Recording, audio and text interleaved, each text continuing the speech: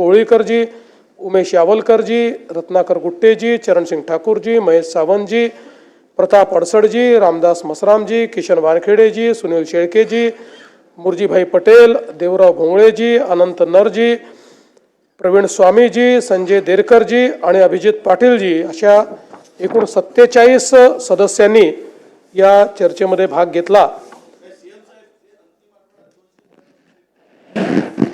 तसं मी 293तल्या मॅक्झिमम गोष्टीची उत्तरं याच्यात येतातच आहे। काही सुटली तर फक्त मला असं वाटतं पाहू आपण। अच्छा, ती नावं त्यात टाकून घेऊ, काय अडचण नाही, हो ती करून घेऊ। अध्यक्ष महोदय, हे नवीन सरकार आल्यानंतर जवळपास आता 1 वर्षाचा कालावधी हा पूर्ण झालेला आहे आणि या 1 वर्षाच्या कालावधीमध्ये सरकारने जी काही आव्हानं आली त्या आव्हानांचा अतिशय समर्थपणे सामना केला आहे। आम्ही महायुतीतले 3ही नेते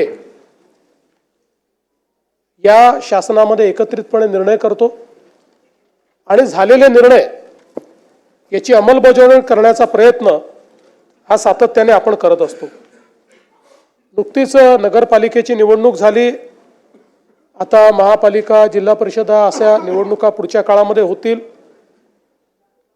अनेक वर्ष निवडणुका न झाल्यामुळे खरं म्हणजे स्थानिक स्तरावर काम करणारे जे कार्यकर्ते आहेत यांच्याही मनामध्ये एक दुःख होतं, पण आता या निवडणुका सुरू झाल्यामुळे आपली लोकशाही ही खालपर्यंत पोहोचवण्याकरता आणि लोकशाहीतलं जे शेवटचं जी संस्था आहे स्थानिक स्वराज्य संस्था त्याच्या निवडणुकीच्या माध्यमातून मला विश्वास आहे की पुढच्या काळामध्ये महाराष्ट्र अतिशय गतीने काम करणार आहे।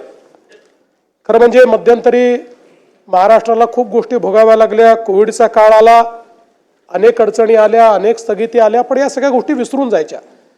कारण आता आपण ठरवलंय महाराष्ट्र आता थांबणार नाहीये, महाराष्ट्र आपल्याला पुढेच न्यायचा आहे आणि म्हणून आपण बघा आमचा प्रयत्न सकारात्मकतेने पुढे जाण्याचा आहे। अगदी आता नगरपालिकेच्या निवडणुका देखील आपण बघितल्या, त्यातही आम्ही विकासाचाच अजेंडा मांडला।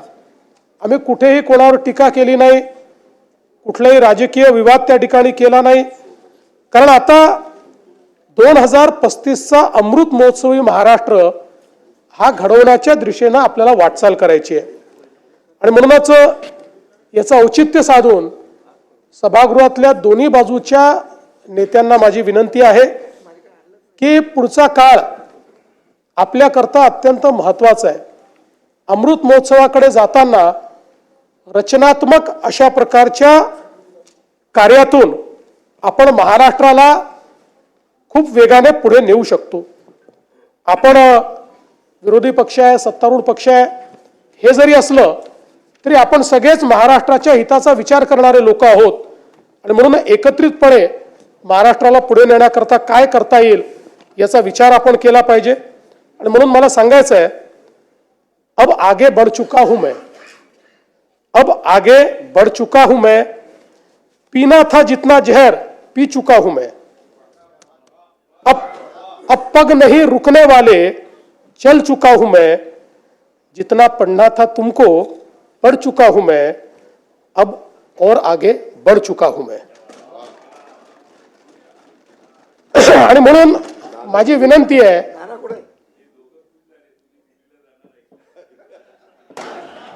आगे म्हणजे नागपूर पासून मुंबई पर्यंत समृद्धी हायवेने, आणि म्हणून मला असं वाटतं की हा महाराष्ट्र अतिशय शक्तिशाली अशा प्रकारचं राज्य आहे। आता कुठलाही संभ्रम ठेवण्याची आवश्यकता नाही। 106 हुतात्म्यांनी तयार केलेला संयुक्त महाराष्ट्र, त्यामुळे कोणीही मनात शंका आणू नये की मुंबई महाराष्ट्रापासून वेगळी केली जाईल, मुंबई तोडली जाईल, कारण निवडणुका आल्या की अशा प्रकारची टीका होत असते। म्हणून या सभागृहामध्ये मी निश्चितपणे सांगतो की मुंबई कालही महाराष्ट्राची होती, आजही महाराष्ट्राची आहे आणि जोपर्यंत चंद्र आणि सूर्य आहे तोपर्यंत ती महाराष्ट्राचीच राहील। आणि आपले दैवत छत्रपती शिवरायांनी जो मार्ग आपल्याला दाखवला, भारतरत्न डॉक्टर बाबासाहेब आंबेडकरांनी जो मार्ग आपल्याला दाखवला, त्या संविधानाच्या मार्गाने आणि छत्रपती शिवरायांच्या तत्वानेच या ठिकाणी आपला महाराष्ट्र चालत राहील। हे सांगत असताना मला एका गोष्टीचा अतिशय आनंद आहे की छत्रपती शिवरायांचं तत्व हे महाराष्ट्राला तर नेहमीच मान्य होतं, पण कदाचित देश पातळीवर अनेक संभ्रम त्या संदर्भात कदाचित होते आणि म्हणून आपल्याला कल्पना आहे की सीबीएसईच्या पुस्तकांमध्ये यापूर्वी मराठा साम्राज्यावर, हिंदवी स्वराज्यावर, छत्रपती शिवाजी महाराजांवर एक पॅराग्राफ होता आणि मुघलांचा इतिहास हा 17 पानं होता। पण आता हा इतिहास बदलला आहे आणि आता सीबीएसईने नवीन पुस्तकामध्ये या ठिकाणी छत्रपती शिवरायांचा आणि मराठा साम्राज्याचा 21 पानाचा इतिहास घेतलेला आहे। आपण पाहू शकतो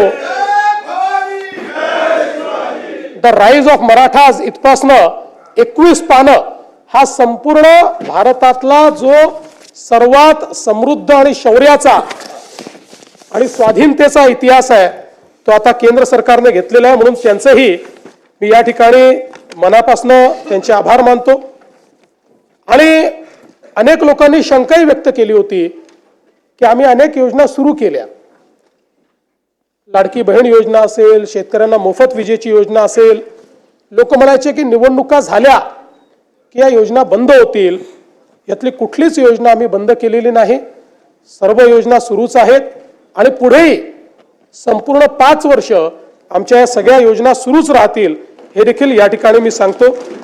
आता आपण महाराष्ट्राचं एक विजन डॉक्युमेंट तयार केलेलं आहे आणि या विजन डॉक्युमेंटमध्ये 2047चा विकसित महाराष्ट्र कसा असेल या संदर्भातलं प्रत्येक विभागाचा रोडमॅप आपण तयार केलाय।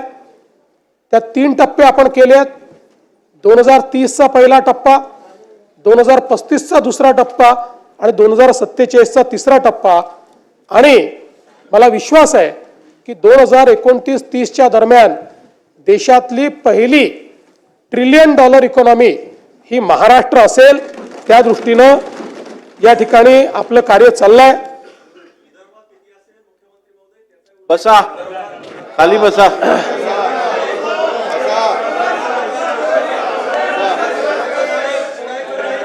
असं आहे, 1 मिनिट, खाली बसा, खाली बसा।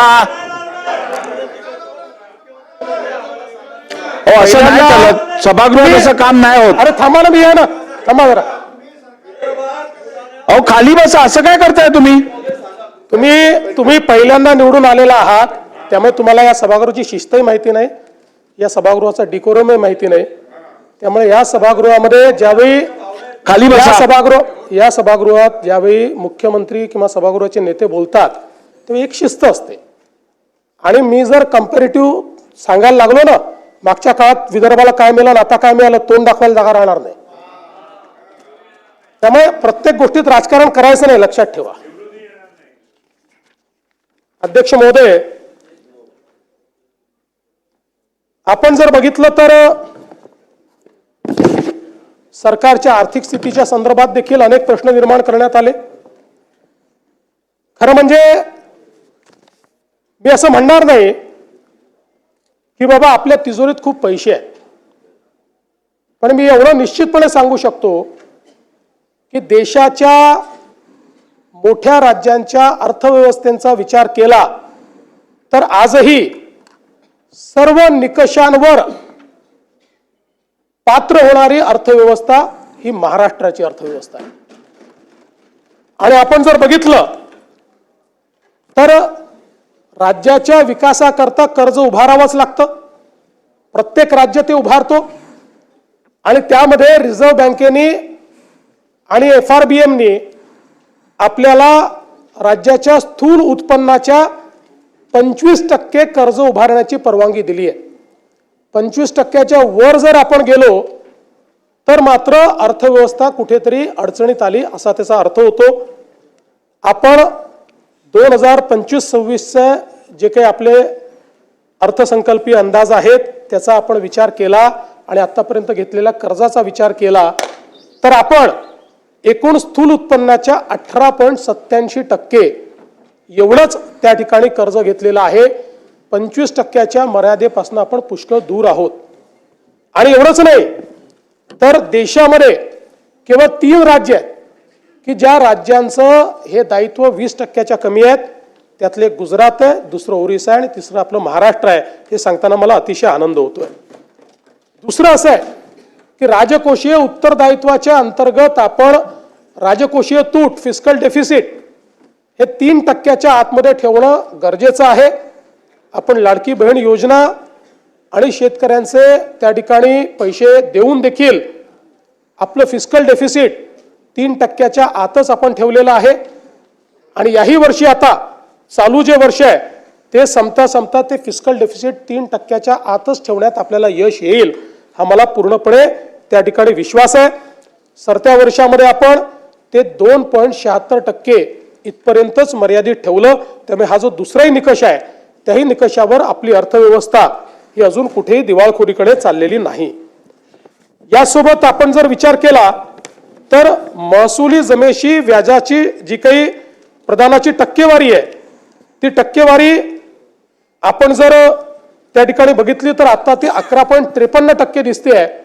पण मागच्या वर्षीचे जे ऑडिटेड आपल्याकडे स्टेटमेंट्स आले आहेत त्यात ती 9.38% एवढीच आहे. त्यामुळे याही निकषावर आपण निश्चितपणे कुठेही मागे पडलेलो नाही. आणि हे सगळं करत असताना कदाचित एक आपल्या मनात येऊ शकतं की राज्याने भांडवली गुंतवणूक कमी केली आहे का. तर मला सांगताना यातही आनंद वाटतो. केंद्र सरकारने घालून दिलेल्या निकषापेक्षा जास्त भांडवली गुंतवणूक ही महाराष्ट्राने केलेली आहे. त्यामुळे त्याही बाबतीत कुठलंही कॉम्प्रोमाइज आपण केलेलं नाही. एवढंच नाही तर राजकोषीय उत्तरदायित्व विधेयकाच्या जे काही कलम 9 आहे नियम 9 त्याचे जे काही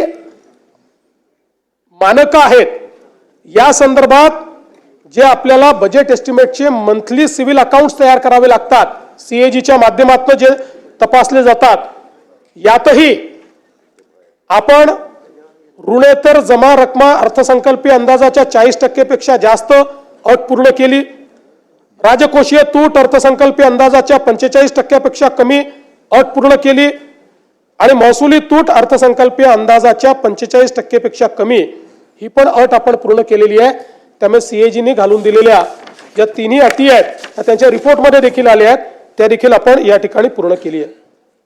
यासोबत महाराष्ट्र हा गुंतवणुकीतही खूप पुढे चाललेला आहे. अनेक लोक म्हणतात तुम्ही MOU करता त्या MOUचं नेमकं काय होतं. डावोसमध्ये आपण बघितलं तर मागच्या वर्षी जवळपास आपण जी काही गुंतवणूक केली ती 15,72,654 कोटी होती. यापैकी 5,89,631 कोटी ही विदर्भामध्ये होती. 43,810 कोटी ही मराठवाड्यात होती आणि 3,58,349 कोटी ही पश्चिम महाराष्ट्रात होती आणि त्यात कोकणामध्ये 2,23,632 कोटी एवढी गुंतवणूक आपण त्या ठिकाणी केली. आणि आपण जर 2022 ते 2025 या 4 वर्षाचा विचार केला या 3 वर्षाचा विचार केला तर म्हणजे शिंदे साहेब जेव्हा मुख्यमंत्री झाले तेव्हापासून तर आतापर्यंतचा आपण विचार केला तर डावोसची गुंतवणूक 17,57,801 कोटी रुपयाची आहे. आणि यामध्ये जे सामंजस्य करार झाले त्यातल्या सामंजस्य करारापैकी त्याची एकत्रित जी काही अंमलबजावणी झालेली आहे त्याचं प्रमाण 75% आहे. त्यातल्या पहिल्या 2 वर्षाचं आता 90% पोहोचलं आहे आणि शेवटच्या वर्षाचंही आता त्या दिशेने चाललेलं आहे. त्यामुळे केवळ MOU नाहीत तर ते MOU अंमलबजावणीत येत आहेत हे देखील या ठिकाणी मला सांगितलं पाहिजे. यासोबत नुसतं आपण डावोसच्या इन्व्हेस्टमेंटवर त्या ठिकाणी बोलत नाही, त्याच्या व्यतिरिक्त सामूहिक प्रोत्साहन योजनेच्या अंतर्गत आपण जी इन्व्हेस्टमेंट आणतो त्याचा जर आपण विचार केला तर तीही इन्व्हेस्टमेंट जवळपास 13,75,729 कोटी झालेली आहे आणि यातून 7,11,259 एवढ्या रोजगाराची निर्मिती होणार आहे. FDIचा आपण विचार केला, थेट परदेशी गुंतवणूक, त्यातही महाराष्ट्र नंबर 1 आहे. आपण बघितलं असेल तर 24-25 मध्ये विक्रमी 1,64,775 कोटी रुपयाची परदेशी गुंतवणूक आपल्याकडे आली. आपल्या नंतरचे 3 राज्य हे एकत्रित केले तरीही आपली परदेशी गुंतवणूक जास्त आहे. ही महाराष्ट्राची स्ट्रेंथ आहे. आता 25-26 मध्येही आपण अजूनपर्यंत वर्ष संपायचं 2 क्वार्टर झाले आहेत, आपण पहिल्या क्रमांकावरच आहोत. आतापर्यंत 91,337 कोटी एवढी परकीय थेट गुंतवणूक ही महाराष्ट्रामध्ये आलेली आहे. देशामध्ये आपण 1 नंबरवर आहोत. देशाच्या एकूण गुंतवणुकीच्या 31% गुंतवणूक एकट्या महाराष्ट्रामध्ये या ठिकाणी आलेली आहे हे सांगताना मला आनंद वाटतो. आणि आपण जर विदर्भाचा विचार केला तर विदर्भामध्ये आलेली जी गुंतवणूक आहे याच्यामध्ये विदर्भातल्या वेगवेगळ्या भागातली गुंतवणूक मी आपल्याला सांगू इच्छितो. आणि आता तर गडचिरोली एक नवीन मॅग्नेट तयार झालेला आहे. सर्वाधिक गुंतवणूक आता गडचिरोलीमध्ये येते. अवकाश आणि संरक्षण साहित्य निर्मिती यामध्ये विदर्भामध्ये 20,000 कोटी रुपयाची गुंतवणूक आली आहे. 10 ते 15,000 त्यातनं रोजगार आहे. Tembo defence, Reliance infrastructure, Max aerospace, economic explosives, electronics उत्पादन आणि निर्मिती, सेमीकंडक्टर, सोलर पॅनल आणि मॉड्यूल याच्यामध्ये 1,55,000 कोटी रुपयाची गुंतवणूक आलेली आहे. 65,000 प्रत्यक्ष अप्रत्यक्ष रोजगार आहे. कंपन्यांची नावं आहे Avaada, Vardhan lithium, Waaree energy, power line Urja, Reliance, BSNL solar, artificial electronics, Novosis आणि ज्युपिटर. आणि मला हे सांगितलं पाहिजे की आता यातल्या काहींचं प्रोडक्शनही सुरू झालेलं आहे आणि या सगळ्या कंपन्यांचं प्रोडक्शन सुरू झाल्यानंतर सोलर मॉड्यूल हा जो काही एक संवर्ग आहे यामध्ये विदर्भ देशात नंबर 1 होणार आहे सोलर मॉड्यूलमध्ये. त्यानंतर इलेक्ट्रिक वाहन निर्मिती याच्यामध्ये गुंतवणूक आली आहे 15,000 कोटी, रोजगार जवळपास 10,000 आहे. टेक्सटाईलचं जे क्षेत्र आहे या क्षेत्रामध्ये 1,740 कोटी. ह्युसेन इंडिया प्रायव्हेट लिमिटेड स्टील प्रकल्प जे आहे त्याच्यामध्ये जवळपास 2,10,000 कोटी रुपये, ज्यातनं प्रत्यक्ष अप्रत्यक्ष 1 लाखापेक्षा जास्त रोजगार तयार होईल. आणि याच्यामधली नावं देखील महत्वाची आहेत. JSW, Greta energy, warm iron, Rashmi, PS steel, Suphalam metal, Suphalam industry, Kirtisagar metallurgy, Sumedh steel, Lloyd metals, Icon Hariom, GR Krishna ferro, Surjagad Ispat, fine craft, गॅलंट इस्पात, राजुरी स्टील या कंपन्या आहेत. त्यानंतर कोल गॅसिफिकेशन मध्ये देशातली सगळ्यात मोठी इन्व्हेस्टमेंट ही विदर्भात आलेली आहे. जवळपास 70,000 कोटी रुपयाची इन्व्हेस्टमेंट आहे ज्याच्यामध्ये कोल गॅसिफिकेशन आणि डेरायव्हेटिव्ह देखील तयार होणार आहेत आणि 30,000 लोकांना या ठिकाणी त्यातनं रोजगार मिळणार आहे. मराठवाड्याचा जर आपण विचार केला तर मराठवाड्यामध्ये आपण DMIC सुरू केलं आणि त्यातनं आज देशाचं EV कॅपिटल म्हणून DMIC एकीकडे तयार होत आहे. त्यामध्ये इलेक्ट्रॉनिक उत्पादन निर्मिती, सेमीकंडक्टर, सोलर पॅनल आणि मॉड्यूल यामध्ये गुंतवणूक आलेली आहे 50,000 कोटी रुपयाची. जवळपास रोजगार 30,000चा त्याच्यामध्ये आहे. याच्यामध्ये LNK एनर्जी, गोदावरी, जुन्ना सोलर सिस्टीम, NPSPL, अथा ग्रुप, त्यासोबत JSW, नायडेक ग्लोबल यांनी इन्व्हेस्टमेंट केली आहे. आणि विशेषतः इलेक्ट्रिक वाहन निर्मिती यामध्ये आपल्याकडे संभाजीनगरला आणि मराठवाड्यामध्ये जी गुंतवणूक आली आहे ती 50,000 कोटी रुपयाची आलेली आहे. रोजगार जवळपास 40,000 त्यातनं तयार होणार आहे. आणि सगळ्यात महत्त्वाचं याच्यामध्ये टोयोटा असेल, स्कोडा असेल, एथर असेल आणि गोगोरो असेल, या अतिशय जगातल्या सगळ्यात मोठे जे ब्रँड्स आहेत ते आपल्या मराठवाड्यामध्ये आता या ठिकाणी आलेले आहेत. स्टील प्रकल्पामध्येही 5,000 कोटीची गुंतवणूक मराठवाड्यात आली आहे, ज्यामध्ये Bhagyalakshmi, rolling mills, Meta rolls, Vasudha, Kalika steel, SRJ PTA आणि यासोबत कृषी क्षेत्रातही या ठिकाणी जवळपास 2,500 कोटी रुपयाची गुंतवणूक ही आलेली आहे, ज्याच्यामध्ये DDN, FCA, फायटोमॅक्स, येडेश्वरी, कीर्ती ऑइल अशा प्रकारचे वेगवेगळे जे उद्योग आहेत. मी जाणीवपूर्वक आता विदर्भ आणि मराठवाड्यातली गुंतवणूक सांगितली आहे. इतर क्षेत्रातही महाराष्ट्रामध्ये अत्यंत चांगली गुंतवणूक येते. नाशिक असेल, कोकण असेल, सगळ्या भागामध्ये. पुणे तर पहिलेपासून आपलं इंडस्ट्रीचं मॅग्नेट आहे, पण आता पुण्याच्या पलीकडे साताऱ्याला, कोल्हापूरला देखील मोठ्या प्रमाणात मागणी येते आहे. हे देखील सांगताना मला अतिशय आनंद होतोय. बिहारमध्ये रोजगार आला नाही असं देखील काही लोकांनी त्या ठिकाणी सांगितलं. मला हे सांगितलं पाहिजे की मिहानमध्ये 31 कंपन्या कार्यरत आहेत, 22 नवीन कंपन्या सुरू होत आहेत. आणि मिहान हे देशातलं एक असं सेंटर आता झालेलं आहे की IT च्या क्षेत्रातले जे बिग 6 आहेत ते सगळेच्या सगळे एका वेळी आपल्याला कुठल्याही मोठ्या शहरात त्यातले 2 दिसतील, 3 दिसतील, 4 दिसतील, 6च्या 6 आज त्या ठिकाणी मिहानमध्ये आहेत. आणि मिहानमध्ये आपल्याला या ठिकाणी अप्रत्यक्ष आणि प्रत्यक्ष जो रोजगार आहे हा आता 1,27,225 लोकांना प्राप्त झालेला आहे. त्यामुळे आणि आता विमानतळाचा विस्तार सुरू झालेला आहे. विमानतळाचा विस्तार पूर्ण झाल्यानंतर या ठिकाणी मोठ्या प्रमाणात जो काही बदल आहे तो होईल. आणि मग रोजगाराचं सांगत असताना हे देखील सांगितलं पाहिजे की महाराष्ट्रामध्ये आमचं महायुतीचं सरकार आल्यानंतर शिंदे साहेबांच्या नेतृत्वात आम्ही महाभरती हा उपक्रम सुरू केला होता.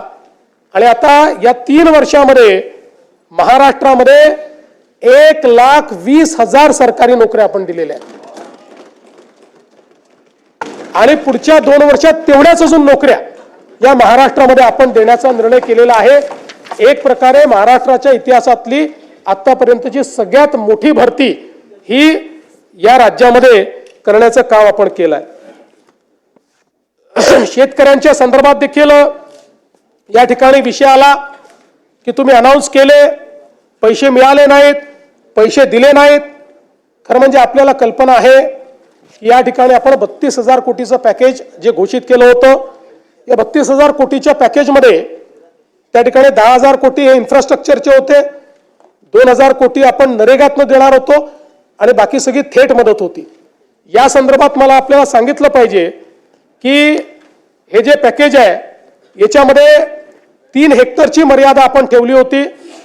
आणि 3 हेक्टरच्या मर्यादेत NDRFचे पैसे दिल्यानंतर देखील आपण रबीच्या हंगामाकरता 10,000 रुपये अतिरिक्त त्या ठिकाणी हेक्टरी देण्याचा निर्णय केला होता. या संदर्भात पशुपालकांना देखील पशुधन हानीसाठी आपण पैसे द्यायचं कबूल केलं होतं, त्याचे सगळे पैसे आपण दिलेले आहेत. नरेगाच्या अंतर्गत जे आपण म्हटलं होतं त्याची काम चालू आहेत, त्याच्याकरता पूर्ण पैसा आपल्याकडे उपलब्ध आहे. अतिवृष्टीमुळे ज्या बुजलेल्या सिंचन विहिरी होत्या त्याच्या कामाकरता 30,000च्या मर्यादेपर्यंत आपण जे पैसे द्यायचे होते, 27,000 विहिरींच्या दुरुस्तीकरता ते 80 कोटी रुपये आपण उपलब्ध करून दिलेले आहेत. सार्वजनिक उपयुक्त सुविधा, विद्युत काम, रस्ते, इमारती, लघु व मध्यम तलाव आणि दुरुस्ती पुनर्बांधणी या कामांना आपण पैसा उपलब्ध करून दिलेला आहे.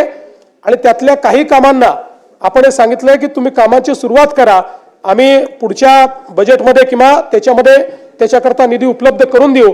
त्यामुळे तेही काम आपण झालंय.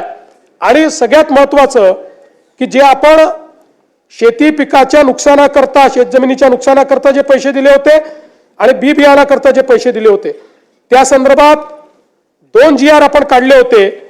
एक पहिला GR आपण काढला होता 10,516 कोटीचा, दुसरा आपण त्या ठिकाणी GR काढला होता 9,611 कोटीचा.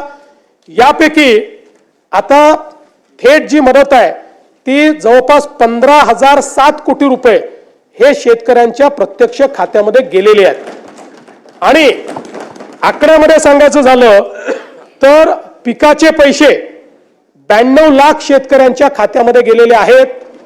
आणि इथे सांगण्यात आलं की 10,000 रुपयाची घोषणा केली पण ते गेले नाहीत, ते 10,000 रुपये 91 लाख शेतकऱ्यांच्या खात्यामध्ये गेलेले आहेत।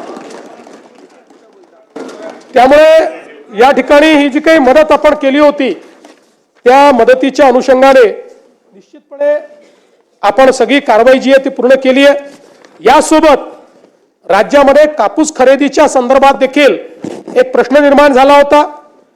विशेषतः यावर्षी सीसीआयने पहिल्यांदाच उत्पादकतेवर आधारित कापूस खरेदी करण्याचा निर्णय घेतला। त्यामुळे काही ठिकाणी सरासरी उत्पादकता ही 12 क्विंटलची आल्यामुळे शेतकऱ्यांचं नुकसान होत होतं। त्या संदर्भात आपण केंद्र सरकारलाही विनंती केली आणि केंद्र सरकारशी आपण त्या ठिकाणी चर्चा करून हा निर्णय केला की उत्पादकता पकडत असताना जी उत्पादकतेतली पहिली 3 जिल्हे आहेत त्या जिल्ह्याची जी सर्वाधिक उत्पादकता आहे त्याला सरासरी उत्पादकता पकडावी आणि त्या संदर्भातला निर्णय राज्य सरकारने घेतला। आणि आता 1277 किलो प्रति हेक्टर सरासरी उत्पादकतेच्या ऐवजी 2368 किलो प्रति हेक्टर अशा पद्धतीनं आपण निर्णय केलेला आहे। आणि आता ही जी खरेदी चाललेली आहे त्यामुळे कुठल्याही शेतकऱ्याचा कापूस जो आहे हा त्या ठिकाणी परत जाणार नाही अशा प्रकारची व्यवस्था ही आपण निश्चितपणे केली आहे। नानाजी देशमुख कृषी संजीवनी प्रकल्प टप्पा 2 याच्या कामाची सुरुवात झाली आहे। यावर्षी त्याकरता अर्थमंत्र्यांनी 351 कोटी रुपयाची तरतूद आपल्याला दिलेली आहे। आणि त्यातनं मोठ्या प्रमाणात विदर्भ आणि मराठवाडा या 2 विभागातल्या शेतकऱ्यांकरता ही कृषी संजीवनीची योजना एक प्रकारे गेम चेंजिंग योजनेच्या पहिल्या टप्प्यातली गावं ही आपल्याला तिथे झालेलं ट्रान्सफॉर्मेशन पाहायला मिळत आहे। आणि म्हणून आता दुसरा टप्पा चालू झालेला आहे आणि यातनं 3000 गावांमध्ये शेतीशाळा घेऊन जवळपास 1300 गावात महिला शेतीशाळा घेण्यात आली आणि जवळपास 1,44,000 जे वैयक्तिक शेतकऱ्यांनी अर्ज वेगवेगळ्या योजनांकरता दिले होते त्यालाही पूर्णपणे मान्यता ही देण्यात आलेली आहे। जवळपास 4,926 ग्रामपंचायतीमधल्या सरपंचांचं प्रशिक्षण करून आणि 6,332 कृषीताईंची निवड करून आपण 5,831 गावाचं सूक्ष्म नियोजन आराखड्याची प्रक्रिया पूर्ण केली आहे आणि त्याला वर्ल्ड बँकेच्या माध्यमातून आपण या योजनेतून पैसा देतोय। माननीय बाळासाहेब ठाकरे कृषी व्यवसाय व ग्रामीण परिवर्तन प्रकल्प स्मार्ट या स्मार्ट प्रकल्पामध्ये 10,000 गावांमध्ये आपण त्या ठिकाणी ॲग्री बिझनेस हा विषय हातामध्ये घेतलेला आहे आणि त्यातनं त्या ठिकाणी जी काही कृषीची व्हॅल्यू चेन तयार करायची आहे, मूल्य साखळी तयार करायची आहे त्याचा प्रयत्न आपण करतो। 7.5 लाख शेतकऱ्यांना याचा फायदा होणार आहे आणि या अंतर्गत मायक्रो प्रोसेसिंग असेल, गोदाम असेल, प्रक्रिया उद्योग असेल, मिल्स असतील, अवजार बँक असतील। आणि मला सांगताना आनंद वाटतो की एकीकडे हा प्रकल्प आहे जागतिक बँकेचा आणि दुसरीकडे मॅग्नेट प्रकल्प आहे की ज्याच्यामध्ये आपण ॲग्री बिझनेसचा दुसरा प्रकल्प आहे ज्यात FPOला आपण ट्रेनिंग देतोय। याचा परिणाम असा आहे की मध्यंतरीच्या काळात आम्ही काही FPOची इंटरॅक्शन केलं त्यातल्या एका FPOने आता जवळपास 100 कोटीची उलाढाल ही त्या ठिकाणी पूर्ण केलेली आहे आणि म्हणून मायक्रो प्रोसेसिंग मध्ये आता मोठ्या प्रमाणात हे कार्य देखील आपल्या राज्यात चाललेलं आहे। हे सगळं करत असताना आमच्या शेतकऱ्यांना त्या ठिकाणी मोफत वीज देण्याचा आपण निर्णय केला होता।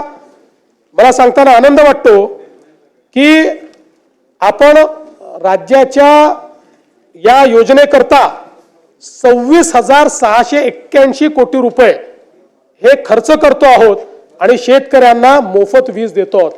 म्हणजे जे 26,000 कोटी रुपये हे कदाचित त्यातले सगळे नाही पण पोर्शन हा शेतकऱ्यांकडून आपण घेतला असता आज त्यांना मोफत वीज मिळते आहे आणि त्याकरता राज्य सरकारने पुढाकार घेतलाय।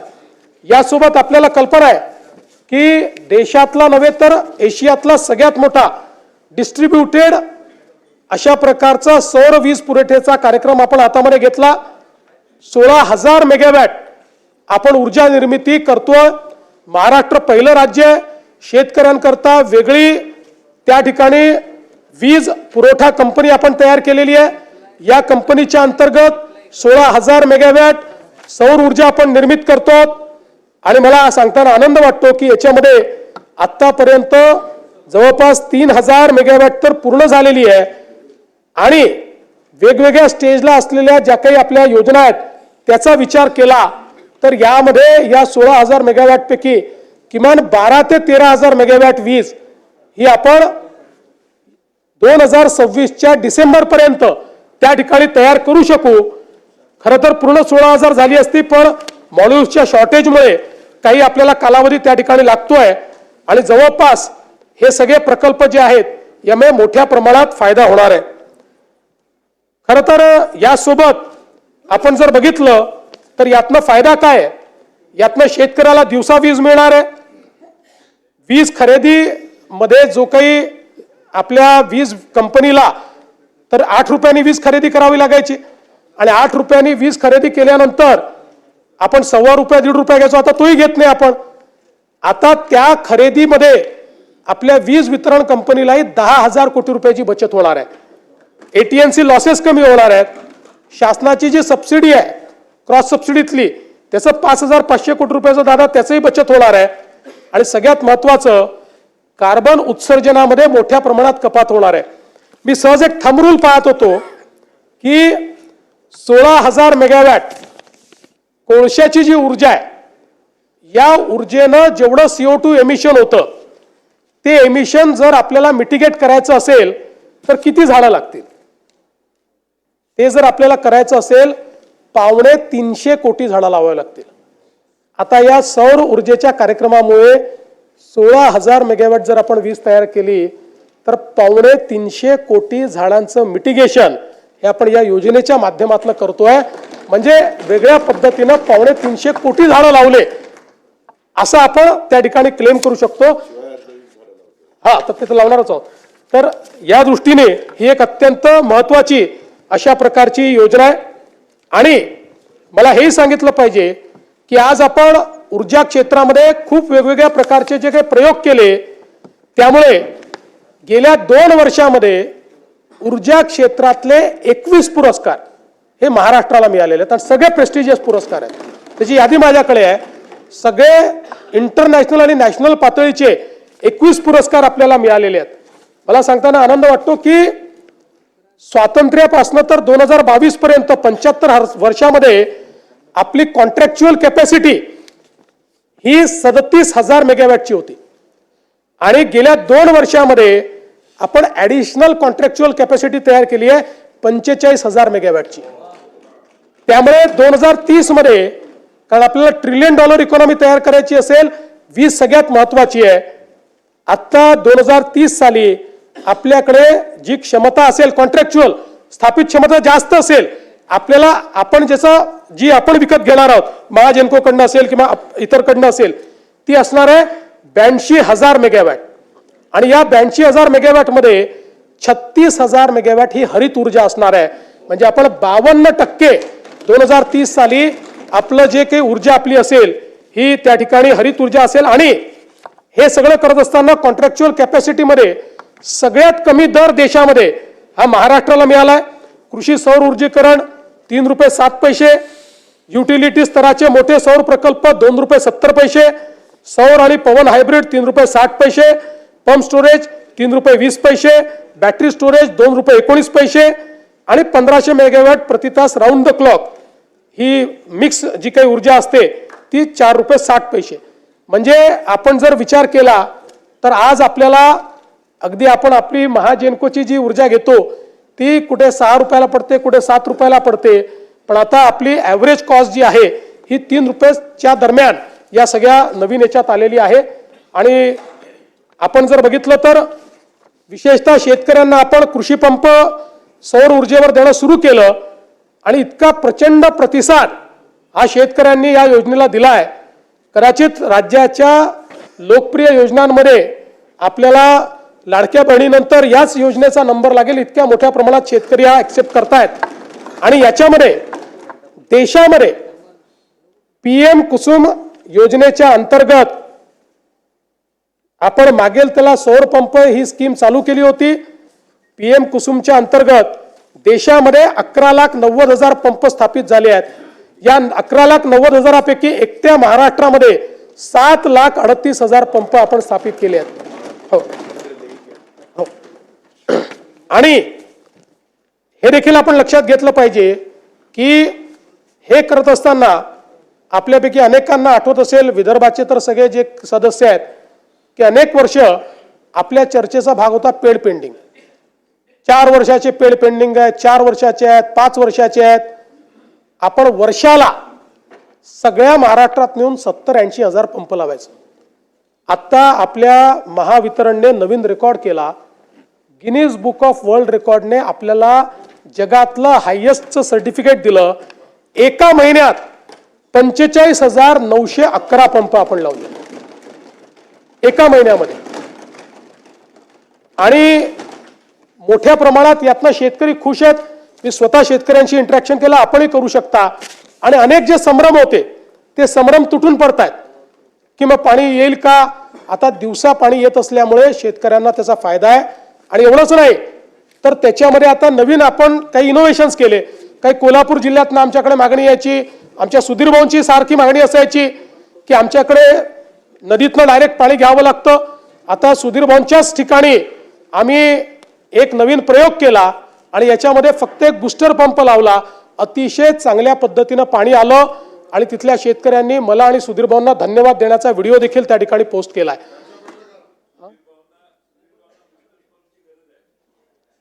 सुधीर भाऊ स्वतःच एक बूस्टर पंप आहे.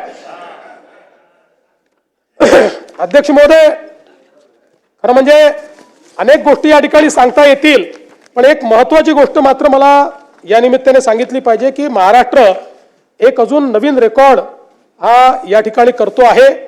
आणि तो म्हणजे पंप स्टोरेजच्या संदर्भात. आपल्याला माहिती आहे पंप स्टोरेज एक अशी योजना आहे की ज्याच्यामध्ये मोठ्या प्रमाणात आपण काम करून राहिलो. पंप स्टोरेजमुळे रिन्युएबल एनर्जी आपल्याला मिळते. आणि पंप स्टोरेजचा दुसरा फायदा असा आहे की त्या माध्यमातनं आपण कधी ऑन आणि ऑफ करू शकतो. आपला जो कोळशाचा प्रोजेक्ट आहे हा आपल्याला त्या ठिकाणी ऑन ऑफ करता येत नाही, पण हा मात्र आपण लगेच ऑन आणि ऑफ करू शकतो. जगामध्ये अशी मान्यता आहे की जर ग्रीड स्टॅबिलाइज करायची असेल तर त्या ग्रीडमध्ये 25% हे पंप स्टोरेज आलं पाहिजे.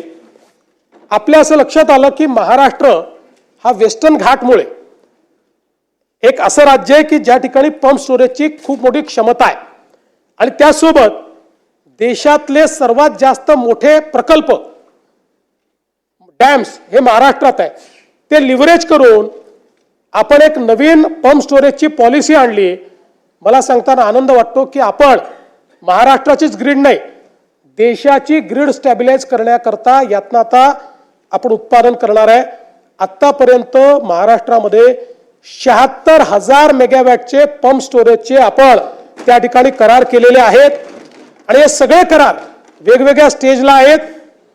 आपल्याला यातलं 5 ते 7,000 मेगावॅटच वीज लागणार आहे, ती आपण विकत घेण्याचा करार केलाय. ते ॲडव्हान्स स्टेजमध्ये गेलेलं आहे. उर्वरित नॅशनल ग्रीडला आपण ते पॉवर देऊ. आणि मी आपल्याला दाव्याने सांगतो की पुढच्या 6 महिन्यामध्ये 1,00,000 मेगावॅट पंप स्टोरेजचे आपले सगळे करार होतील. आणि देशामध्ये जसं गुजरात आणि राजस्थानने त्यांच्याकडे रेगिस्तान असल्यामुळे त्या ठिकाणी 50,000 मेगावॅट 40,000 मेगावॅटचे सोलर केले, तसं 1,00,000 मेगावॅटचं आपण 24/7 चालू शकेल अशा पद्धतीचे हे या ठिकाणी करणार आहोत. आणि हे करत असताना आपण विजेचे दर देखील आता कमी केले आहेत. त्याची आता माहिती देऊन मी आपला अधिक वेळ घेत नाही, पण या संदर्भातही पुढचे 5 वर्ष गेले 15-20 वर्ष जवळपास आपले विजेचे दर हे दरवर्षी 9% वाढायचे, दरवर्षी 9%. आता पुढचे 5 वर्ष दरवर्षी 2% कमी होणार आहेत. आणि आपल्याला कधी कधी असं ऐकायला मिळतं की या महिन्यात आमचं बिल वाढून आलं, तर त्याच्यामध्ये एक आपल्याला स्पष्टीकरण देऊ इच्छितो की आपलं जे फ्युएल समायोजन आहे हे पूर्वी वर्षाच्या शेवटी व्हायचं. आता MERCने निर्णय दिला आहे की ते त्या महिन्यातच करायचं. आणि म्हणून आपण जर विचार केला तर जुलैमध्ये 30 पैशांनी आपलं बिल कमी झालं, ऑगस्टमध्ये 40 पैशांनी बिल वाढलं, मग पुन्हा मध्यंतरी 1 महिन्यात ते कमी झालं.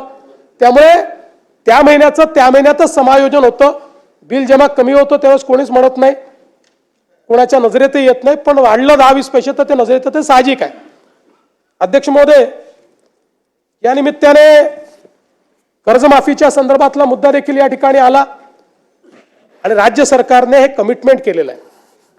हे खरं आहे की आता आपल्यावर जो काही अतिवृष्टीचा ताण आला त्यामुळे थोडंसं बजेट आपलं अडचणीत आहे. या सगळ्या गोष्टी असल्या तरी शेतकऱ्यांना कर्जमाफी द्यायची या संदर्भात आपण निर्णय हा घोषित केलेला आहे.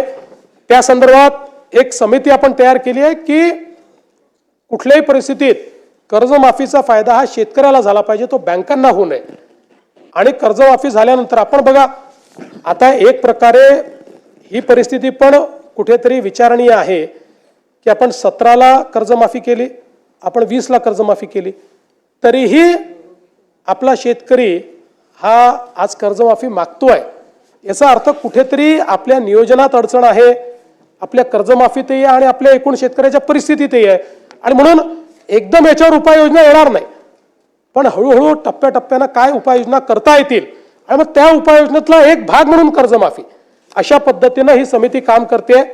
आणि आपण ज्याप्रमाणे घोषित केलं आहे की 1 जुलैपर्यंत आपण ही जी काही कर्जमाफीची आपली योजना काय असेल या योजनेच्या संदर्भातले सगळी घोषणा आपण त्या ठिकाणी करू, हे देखील या निमित्ताने या सभागृहाला मी सांगू इच्छितो. राज्यातल्या सिंचनाच्या संदर्भात देखील मला सांगितलं पाहिजे. विशेषतः सिंचनाच्या अनुशेषाच्या संदर्भात आपण वर्षानुवर्ष चर्चा करतोय. साधारणपणे ज्यावेळेस इंडिकेटर बॅकलॉग समितीने विदर्भ आणि मराठवाड्याचा सिंचनाचा अनुशेष काढला होता त्यावेळी तो 13,83,000 हेक्टरचा होता. 13,83,000 हेक्टरचा. आता या 13,83,000 हेक्टरपैकी 13,34,000 हेक्टरचा अनुशेष संपवलेला आहे. आता फक्त 50,000 एकराचा, 49,000 एकराचा राहिलेला आहे, 49,000. आणि तो कुठे राहिला आहे? साधारण आपण जर विचार केला तर तो 3च जिल्ह्यांमध्ये राहिलेला आहे, अकोला, बुलढाणा आणि हिंगोली. कारण हिंगोली हा वेगळा जिल्हा, म्हणजे त्याचा अनुशेष वेगळ्याने आपण 3 वर्षापूर्वी कॅल्क्युलेट करा, 2019 साली कॅल्क्युलेट केला. याच्यामध्ये आपण जर विचार केला तर आता अकोल्याचा विचार केला तर अकोल्यामध्ये 14,530 हेक्टरचा अनुशेष बाकी आहे. त्याच्या अगेन्स्ट आपले जे प्रकल्प आता पूर्ण होत आहेत, जे 2026 मध्ये काही आणि 27 जून पर्यंत सगळे हे पूर्ण होतील, तर त्यामध्ये 14,530च्या ऐवजी 19,335 एवढी सिंचन क्षमता आपली पूर्ण होईल. त्यामुळे अकोल्याचा संपूर्ण अनुशेष हा त्या ठिकाणी संपवून त्याच्यापेक्षा जास्त आपण सिंचन क्षमता निर्माण करतो. आणि बुलढाण्याचा जो अनुशेष आहे तो 29,000 हेक्टरचा आहे. आपण त्याच्या अगेन्स्ट जे आता 4 प्रकल्पाची कामं घेतलेली आहेत त्याच्यामध्ये 29,000च्या अगेन्स्ट 1,68,000 हेक्टरची सिंचन क्षमता तयार करतो. त्यामुळे साधारणपणे आता हे जे काही पॉइंट म्हणजे 49,000 हेक्टरचं जे काही अनुशेष राहिलेला आहे हा पूर्ण करून त्याच्या पलीकडे आपण आता सिंचन क्षमता निर्माण करू. आणि मला हे देखील सांगितलं पाहिजे की आता समजा विदर्भाचा आपण विचार केला तर विदर्भामध्ये 485 प्रकल्प आहेत, ज्यातनं एकूण 22.31 लक्ष ज्याची सिंचन क्षमता आहे. यापैकी बळीराजा वगैरे सारख्या योजना आणून आपण आता 771 प्रकल्प पूर्ण केलेले आहेत. आता जे काही राहिलेले प्रकल्प आहेत ते 74 प्रकल्प आहेत. हे 74 बांधकामाधीन प्रकल्प जे आहेत यामध्ये 7.66 लक्ष हेक्टर सिंचन क्षमता तयार होणार आहे, ज्यामध्ये बुलढाणा जिल्ह्यातील जिगाव प्रकल्प अत्यंत महत्वाचा आहे. 1.52 लाख हेक्टर सिंचन क्षमता आमचे संजय कुटेजी आणि संचेतीजी याचा सारखा त्या ठिकाणी पाठपुरावा करत असतात. आणि म्हणून मला सांगताना आनंद वाटतो की आमच्या टप्प्यात हा प्रकल्प आलाय, असं लक्षात आलं, केंद्र सरकारने पैसे दिले, आपण लगेच वर्षभरात तो कंप्लीट करू शकतो. आणि म्हणून आपण यावर्षी त्याला 2399 कोटी रुपये दिले आहेत एका प्रकल्पाला.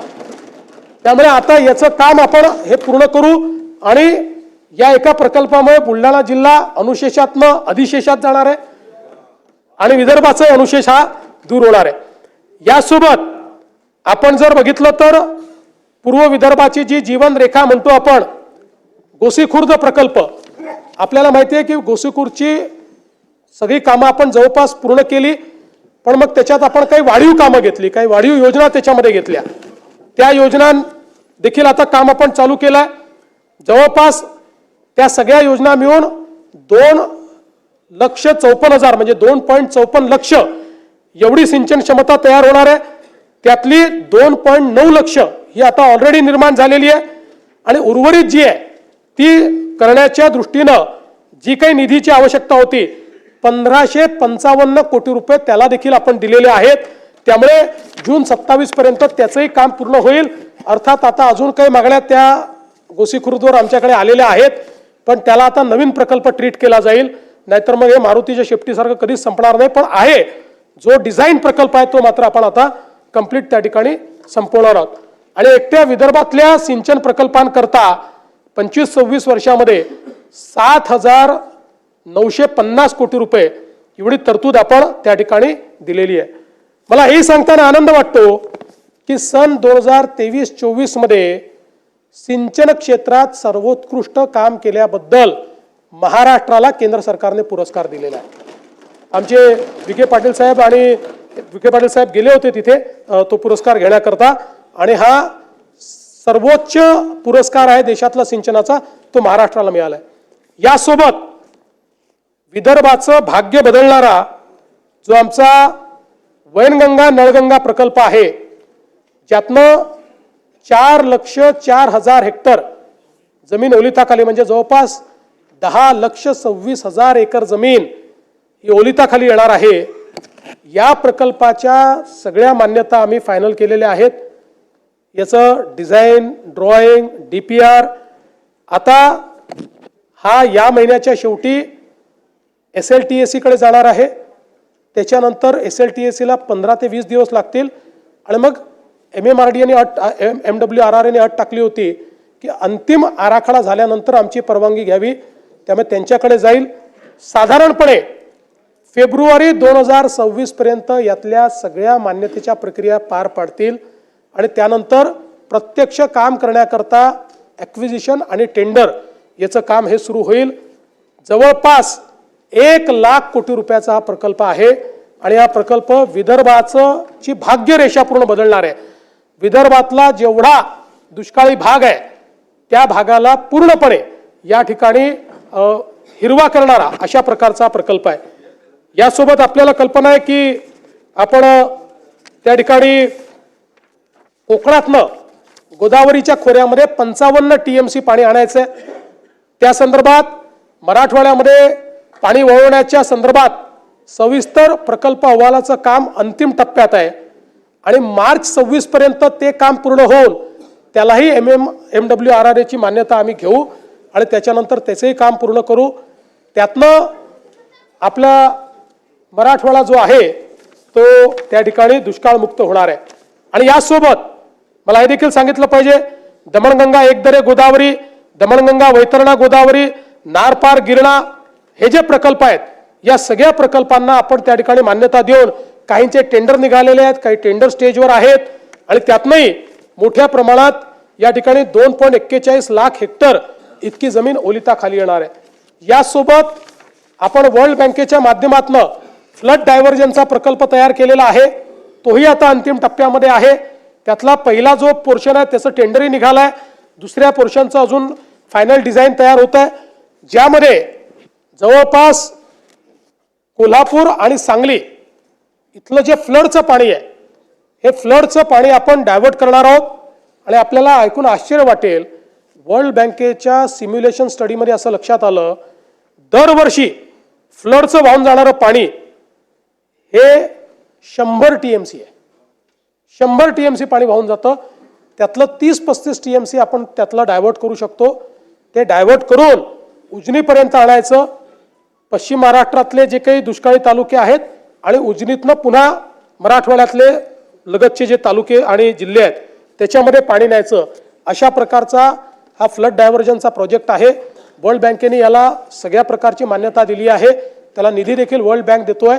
आणि यामुळे मला असं वाटतं की पुढच्या काळामध्ये हे सगळे प्रकल्प, आणि मी असं म्हणत नाही, हे जनरेशनल प्रकल्प आहेत, यातल्या काही प्रकल्पांना 7 वर्ष लागतील, काहींना 8 वर्ष लागतील, पण हे प्रकल्प झाल्यानंतर दुष्काळ हा महाराष्ट्रामध्ये भूतकाळ होईल आणि विदर्भ मराठवाड्यातला दुष्काळ हा नेहमीकरता संपुष्टात येईल.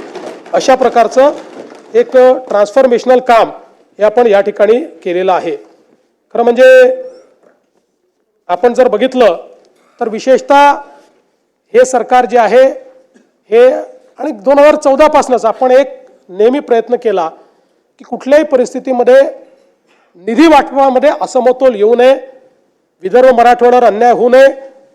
राज्यपालांचे पूर्वी निर्देश असायचे, आता ते निर्देश नाही. सुधीर भाऊंनी सांगितलंय की आपले वैधानिक विकास मंडळ पुन्हा जिवंत करा.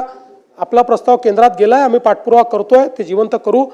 पण सुधीर भाऊ, ते मंडळ नाही म्हणून तुम्ही अर्थमंत्री होतात, तुम्ही कधी अन्याय होऊ दिला नाही, दादांनी अन्याय होऊ दिला नाही. त्या सूत्राप्रमाणे जे पैसे मिळाले पाहिजे त्याच्यापेक्षा तसोभर जास्तच पैसे हे विदर्भ मराठवाड्याला आपण दिले. आपण जर बघितलं तर विदर्भाला 23% पैसे देणं गरजेचं होतं, त्याऐवजी आपण विदर्भाला 25.85% दिलेले आहेत. मराठवाड्याला 18% देणं गरजेचं होतं, त्याऐवजी आपण 19% पैसे मराठवाड्याला दिलेले आहेत. त्यामुळे कुठेही अन्याय हा विदर्भ मराठवाड्यावर या सरकारमध्ये होणार नाही, हे देखील या निमित्ताने मला आपल्या लक्षात आणून द्यायचं आहे. ग्रामीण रस्त्यांच्या दर्जोन्नतीच्या संदर्भातले काही विषय आहेत. यामध्ये 6 जानेवारी 22 रोजीच्या शासन निर्णयान्वये 10,000 किलोमीटरचे उद्दिष्ट आपण दिले होते. त्यापैकी 9,992 किलोमीटरच्या कामांना ऑलरेडी मान्यता आपण दिलेली आहे. आणि आता त्याचा दुसरा टप्पा, यामध्ये 7,000 किलोमीटरचे अजून रस्ते आपण घेतलेले आहेत, ज्यामध्ये 6,948, म्हणजे एकूण जर आपण विचार केला तर जवळपास 16,000 किलोमीटरच्या ग्रामीण रस्त्यांना आता मान्यता दिली आहे. त्याला निधी आपण उपलब्ध करून देतो आहोत आणि या रस्त्यांना आपण हे रस्ते केल्यामुळे मोठ्या प्रमाणात ग्रामीण रस्त्यांचा जो प्रश्न आहे तो प्रश्न या ठिकाणी आपण सोडवणार आहोत. सगळ्या याच्यामध्ये थिमॅटिकली केलं आपण. भास्करराव, मी गोष्ट सांगतो, मी सातत्याने आमच्या सहकाऱ्यांना हे लक्षात आणून दिलं की आपण बीट अँड पीसेस मध्ये काम करू नये. आपण स्कीमॅटिक प्लॅन तयार करावा आणि प्लॅन प्रमाणे करावं. आपण बघा, मुख्यमंत्री योजना आपण जेव्हा सुरू केली त्यावेळेस प्लॅन प्रमाणे आपण केलं. आताही ग्रामीण रस्ते असतील, हॅमचे रस्ते असतील, आपण एक अमृतकाल रस्ते योजना तयार केली आहे. आणि त्या रस्ते योजनेमध्ये आपण आत्ता कुठले आवश्यक आहे, नंतर कुठले आहेत, असं आपण त्याच्यामध्ये मतदारसंघांचा विचार नाही केला.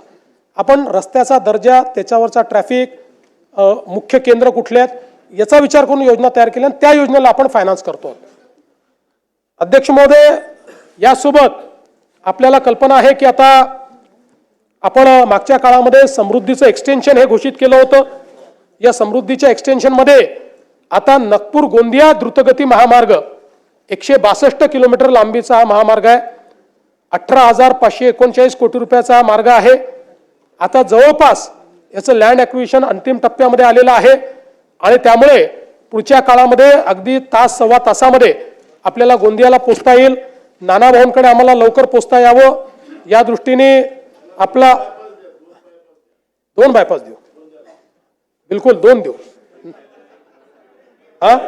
एक जयंत पाटील साहेब म्हणतात एकाने नाना भाऊ जातील, एकाने प्रफुल्ल पटेल जातील. त्यानंतर भंडारा गडचिरोली हा द्रुतगती महामार्ग 94 किलोमीटरचा आहे. त्याला 12,903 कोटी रुपये आपण देतो आहोत. याचंही भूसंपादनाचं काम हे प्रगतीपथावर आहे. आणि त्यासोबत नागपूर चंद्रपूर द्रुतगती महामार्ग जो आमच्या सुधीर भाऊंची नेहमी त्या ठिकाणी एक आग्रह असायचा, तर त्याही संदर्भात आपण जवळपास 19,536 कोटी रुपयाचं हे भूसंपादन या ठिकाणी प्रगतीपथावर आहे. यासोबत गडचिरोलीमध्ये मोठ्या प्रमाणात आज मायनिंगचं काम चालू झालेलं आहे. तिथल्या रस्त्यांना मायनिंगचं जे काही वजन आहे ते पेलवलं पाहिजे आणि म्हणून त्या ठिकाणी देखील आपण एक मोठा कॉरिडॉर हा तयार करतो. ज्यामध्ये मोर, कोनसरी, मुळचेरा, हेदरीट, सुरजागड असा आपण हा रस्ता करतो. जवळपास या रस्त्यामुळे चंद्रपूर आणि गडचिरोली जिल्ह्याला मोठ्या प्रमाणात त्याचा फायदा होणार आहे. 2492 कोटी रुपये त्याच्यावर आपण खर्च करणार आहोत. या व्यतिरिक्त 500 कोटी रुपये अजून वेगळ्या रस्त्यांना देखील गडचिरोलीमध्ये आपण त्या ठिकाणी दिले आहेत. नवेगाव, मोर, कोनसरी, मुलचेरा, हेडरी, सुरजागड या सगळ्या भागातल्या आवाजावून जे आहे त्याला देखील याचा मोठा फायदा होणार आहे.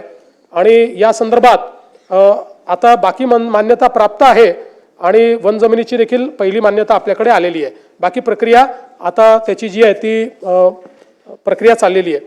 यासोबत नागपूर गोवा शक्तीपीठ द्रुतगती महामार्ग हा एक अतिशय महत्वाकांक्षी महामार्ग आहे. याचं नाव जरी नागपूर गोवा असलं तरी देखील याचा सर्वाधिक फायदा हा मराठवाड्याला होणार आहे. मराठवाड्याचं चित्र हा एक महामार्ग बदलून टाकेल. आणि या संदर्भात मागच्या काळामध्ये काही आक्षेपही होते लोकांचे. विशेषतः एक आक्षेप होता जो खरा होता की आपण जी अलाइनमेंट फायनल केली होती ती लोकांनी आपल्या लक्षात आणून दिली की सोलापूरपासनं आपली अलाइनमेंट ही जो राष्ट्रीय महामार्ग आहे त्याला पॅरलल जात होती. आणि त्याच्यामुळे ग्रीनफील्ड महामार्ग का बनवतो, नवीन एरिया ओपन अप होतात. ग्रीनफील्ड महामार्गामुळे अनकनेक्टेड लोक त्याच्याशी कनेक्ट होतात आणि तिथे विकास जातो. आणि म्हणून आमचे जयकुमार गोरेजी, अभिजितजी या सगळ्यांची आम्ही चर्चा केली आणि याची सोलापूरपासनं एक वेगळी नवीन अलाइनमेंट आम्ही तयार केली आहे जी चंदगडपासनं पुढे मग म्हणजे सोलापूरपासनं जाते, मग सांगलीतनं जाते. आमचे जयंतराव पहिल्यांदा सुटून गेले होते शक्तीपीठ महामार्गातनं, आता तुमच्या जवळ आणला आम्ही. आणि मी तुम्हाला दाव्याने सांगतो की जयंतरावच मला पत्र देतील की हा करा. एवढा फायदा त्यांच्या मतदारसंघाला त्याचा होणार आहे. पंढरपूर जवळून आहे, एकदम पंढरपूर जवळून. त्यामुळे आता आधीचं तर आपलं जवळपास जॉईंट मेजरमेंटही झालेलं आहे, त्याचं ॲक्विजिशन आपण चालू करतोय. ही जी नवीन अलाइनमेंट आहे या नवीन अलाइनमेंटचं आता आपण त्या ठिकाणी आणि पलीकडे तर चंदगड वगैरे त्यांनी मोर्चाकडूनच आमच्याकडनं महामार्ग न्या म्हटलं, त्यामुळे तिथे काही अडचण नाही आहे.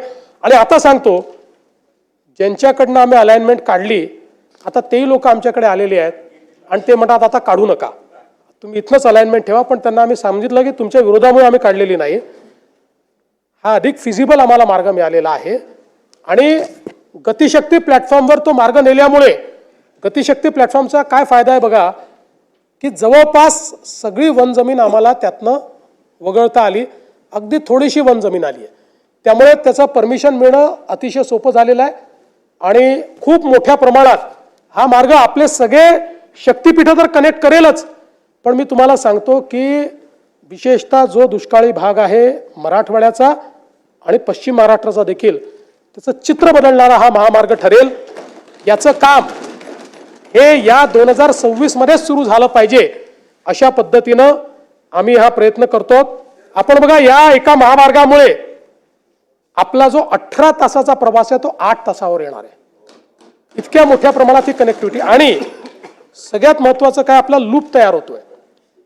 समृद्धी महामार्ग, नांदेड जालना मार्ग, हा महामार्ग याच्यामुळे महाराष्ट्रातल्या कुठल्याही जिल्ह्याला इंडस्ट्रीचा ॲडव्हान्टेज मिळणार आहे. आत्तापर्यंत इंडस्ट्री ही जिथनं पोर्ट कनेक्टिव्हिटी आहे किंवा लॉजिस्टिक कनेक्टिव्हिटी आहे तिथेच जात होती.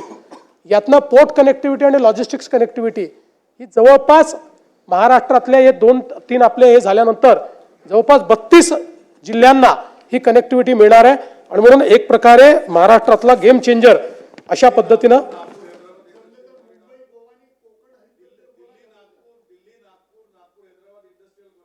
करणार आहे. तो केंद्राने अनाऊन्स केला तो.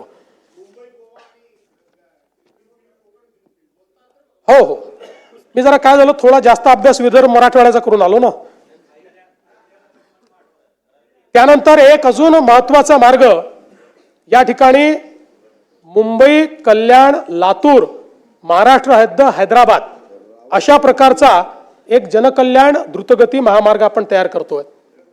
आता हा जो महामार्ग आहे आज जर आपण विचार केला तर आपल्याकडे मुंबईहून हैदराबादला जाण्याकरता जो एक मार्ग आहे तो समजा समृद्धी महामार्गाने जालना नांदेड निजामाबाद असं गेलो 717 किलोमीटर आहे.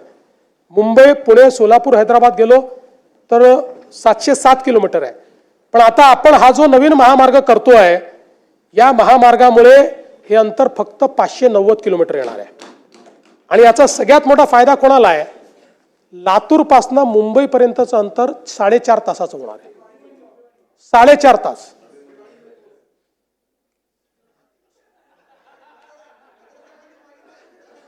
तुम्ही मागितला म्हणून तर मी दिलाय. माझीही सही करू शकतो ना. हे दिलेलं आहे पत्र देत होते ते. त्यामुळे याची एकूण महाराष्ट्रातली लांबी लक्षवेधींची उत्तर 450 किलोमीटर आहे. आणि उर्वरित सगळे कर्नाटकात 61 किलोमीटर आहे. तेलंगणात 79 किलोमीटर आहे. सगळे येतील. जवळपास 36,000 कोटी रुपयाचा हा महामार्ग आहे. सांगितलेलं मी. या महामार्गामुळे ठाणे, पुणे, अहिल्यानगर, बीड आणि लातूर असे 5 जिल्हे या ठिकाणी जोडले जातील. अंतर 130 किलोमीटरने कमी होईल आणि मुंबई ते लातूर प्रवास मी सांगितलं हा 4 तासावर येईल. सगळ्यात महत्त्वाचं काय की हा बदलापूरपाशी येतो. आता बदलापूरला आपण टनेल तयार केला आहे. त्या टनेलमधनं 15 मिनिटात आपण अटल सेतूवर पोहोचतो. त्यामुळे जो व्यक्ती लातूरून निघालेला आहे तो तिथे आल्यानंतर 15 मिनिटाला अटल सेतूवर येऊन अटल सेतूच्या माध्यमातून पुढच्या 20 मिनिटात मुंबईत येऊ शकेल. अशा प्रकारची ही कनेक्टिव्हिटी आहे. यातनं या सगळ्या जिल्ह्यांना वाढवण बंदर, नवी मुंबई विमानतळ याचं देखील एक मोठी कनेक्टिव्हिटी मिळते आहे. आणि मला असं वाटतं की खूप मोठा फायदा या माध्यमातून निश्चितपणे होणार आहे. यासोबत गडचिरोलीमध्ये देखील आपण एक विमानतळ तयार करायचा निर्णय घेतला होता. त्याचं लँड ॲक्विजिशनचं काम आता आपण चालू करतो. मला सांगताना आनंद वाटतो की आपण केंद्र सरकारला त्याचा OLS सर्वे दिला होता. त्याला त्यांनी मान्यता दिलेली आहे. त्याची फिजिबिलिटी ही ॲसर्टन झाली आहे. आणि आपला प्रयत्न आहे की पुढच्या काळामध्ये Gadchiroli gateway to South India आपल्याला करायचं आहे. आणि गडचिरोलीला पूर्ण क्षमतेची धावपट्टी ही आपण त्या ठिकाणी तयार करणार आहोत. त्या संदर्भातली जागा आपल्याकडे तिथे उपलब्ध आहे. गडचिरोलीपासून 8व्या किलोमीटरवर शहरापासून हा एअरपोर्ट आपण महामार्गाच्या लगत त्या ठिकाणी तयार करणार आहोत. आणि नंतर चंद्रपूरपासून तिथे डेडिकेटेड रस्ता आणून सुधीर भाऊंना नागपूरच्या ऐवजी गडचिरोलीतनंच फ्लाईट मिळालं पाहिजे.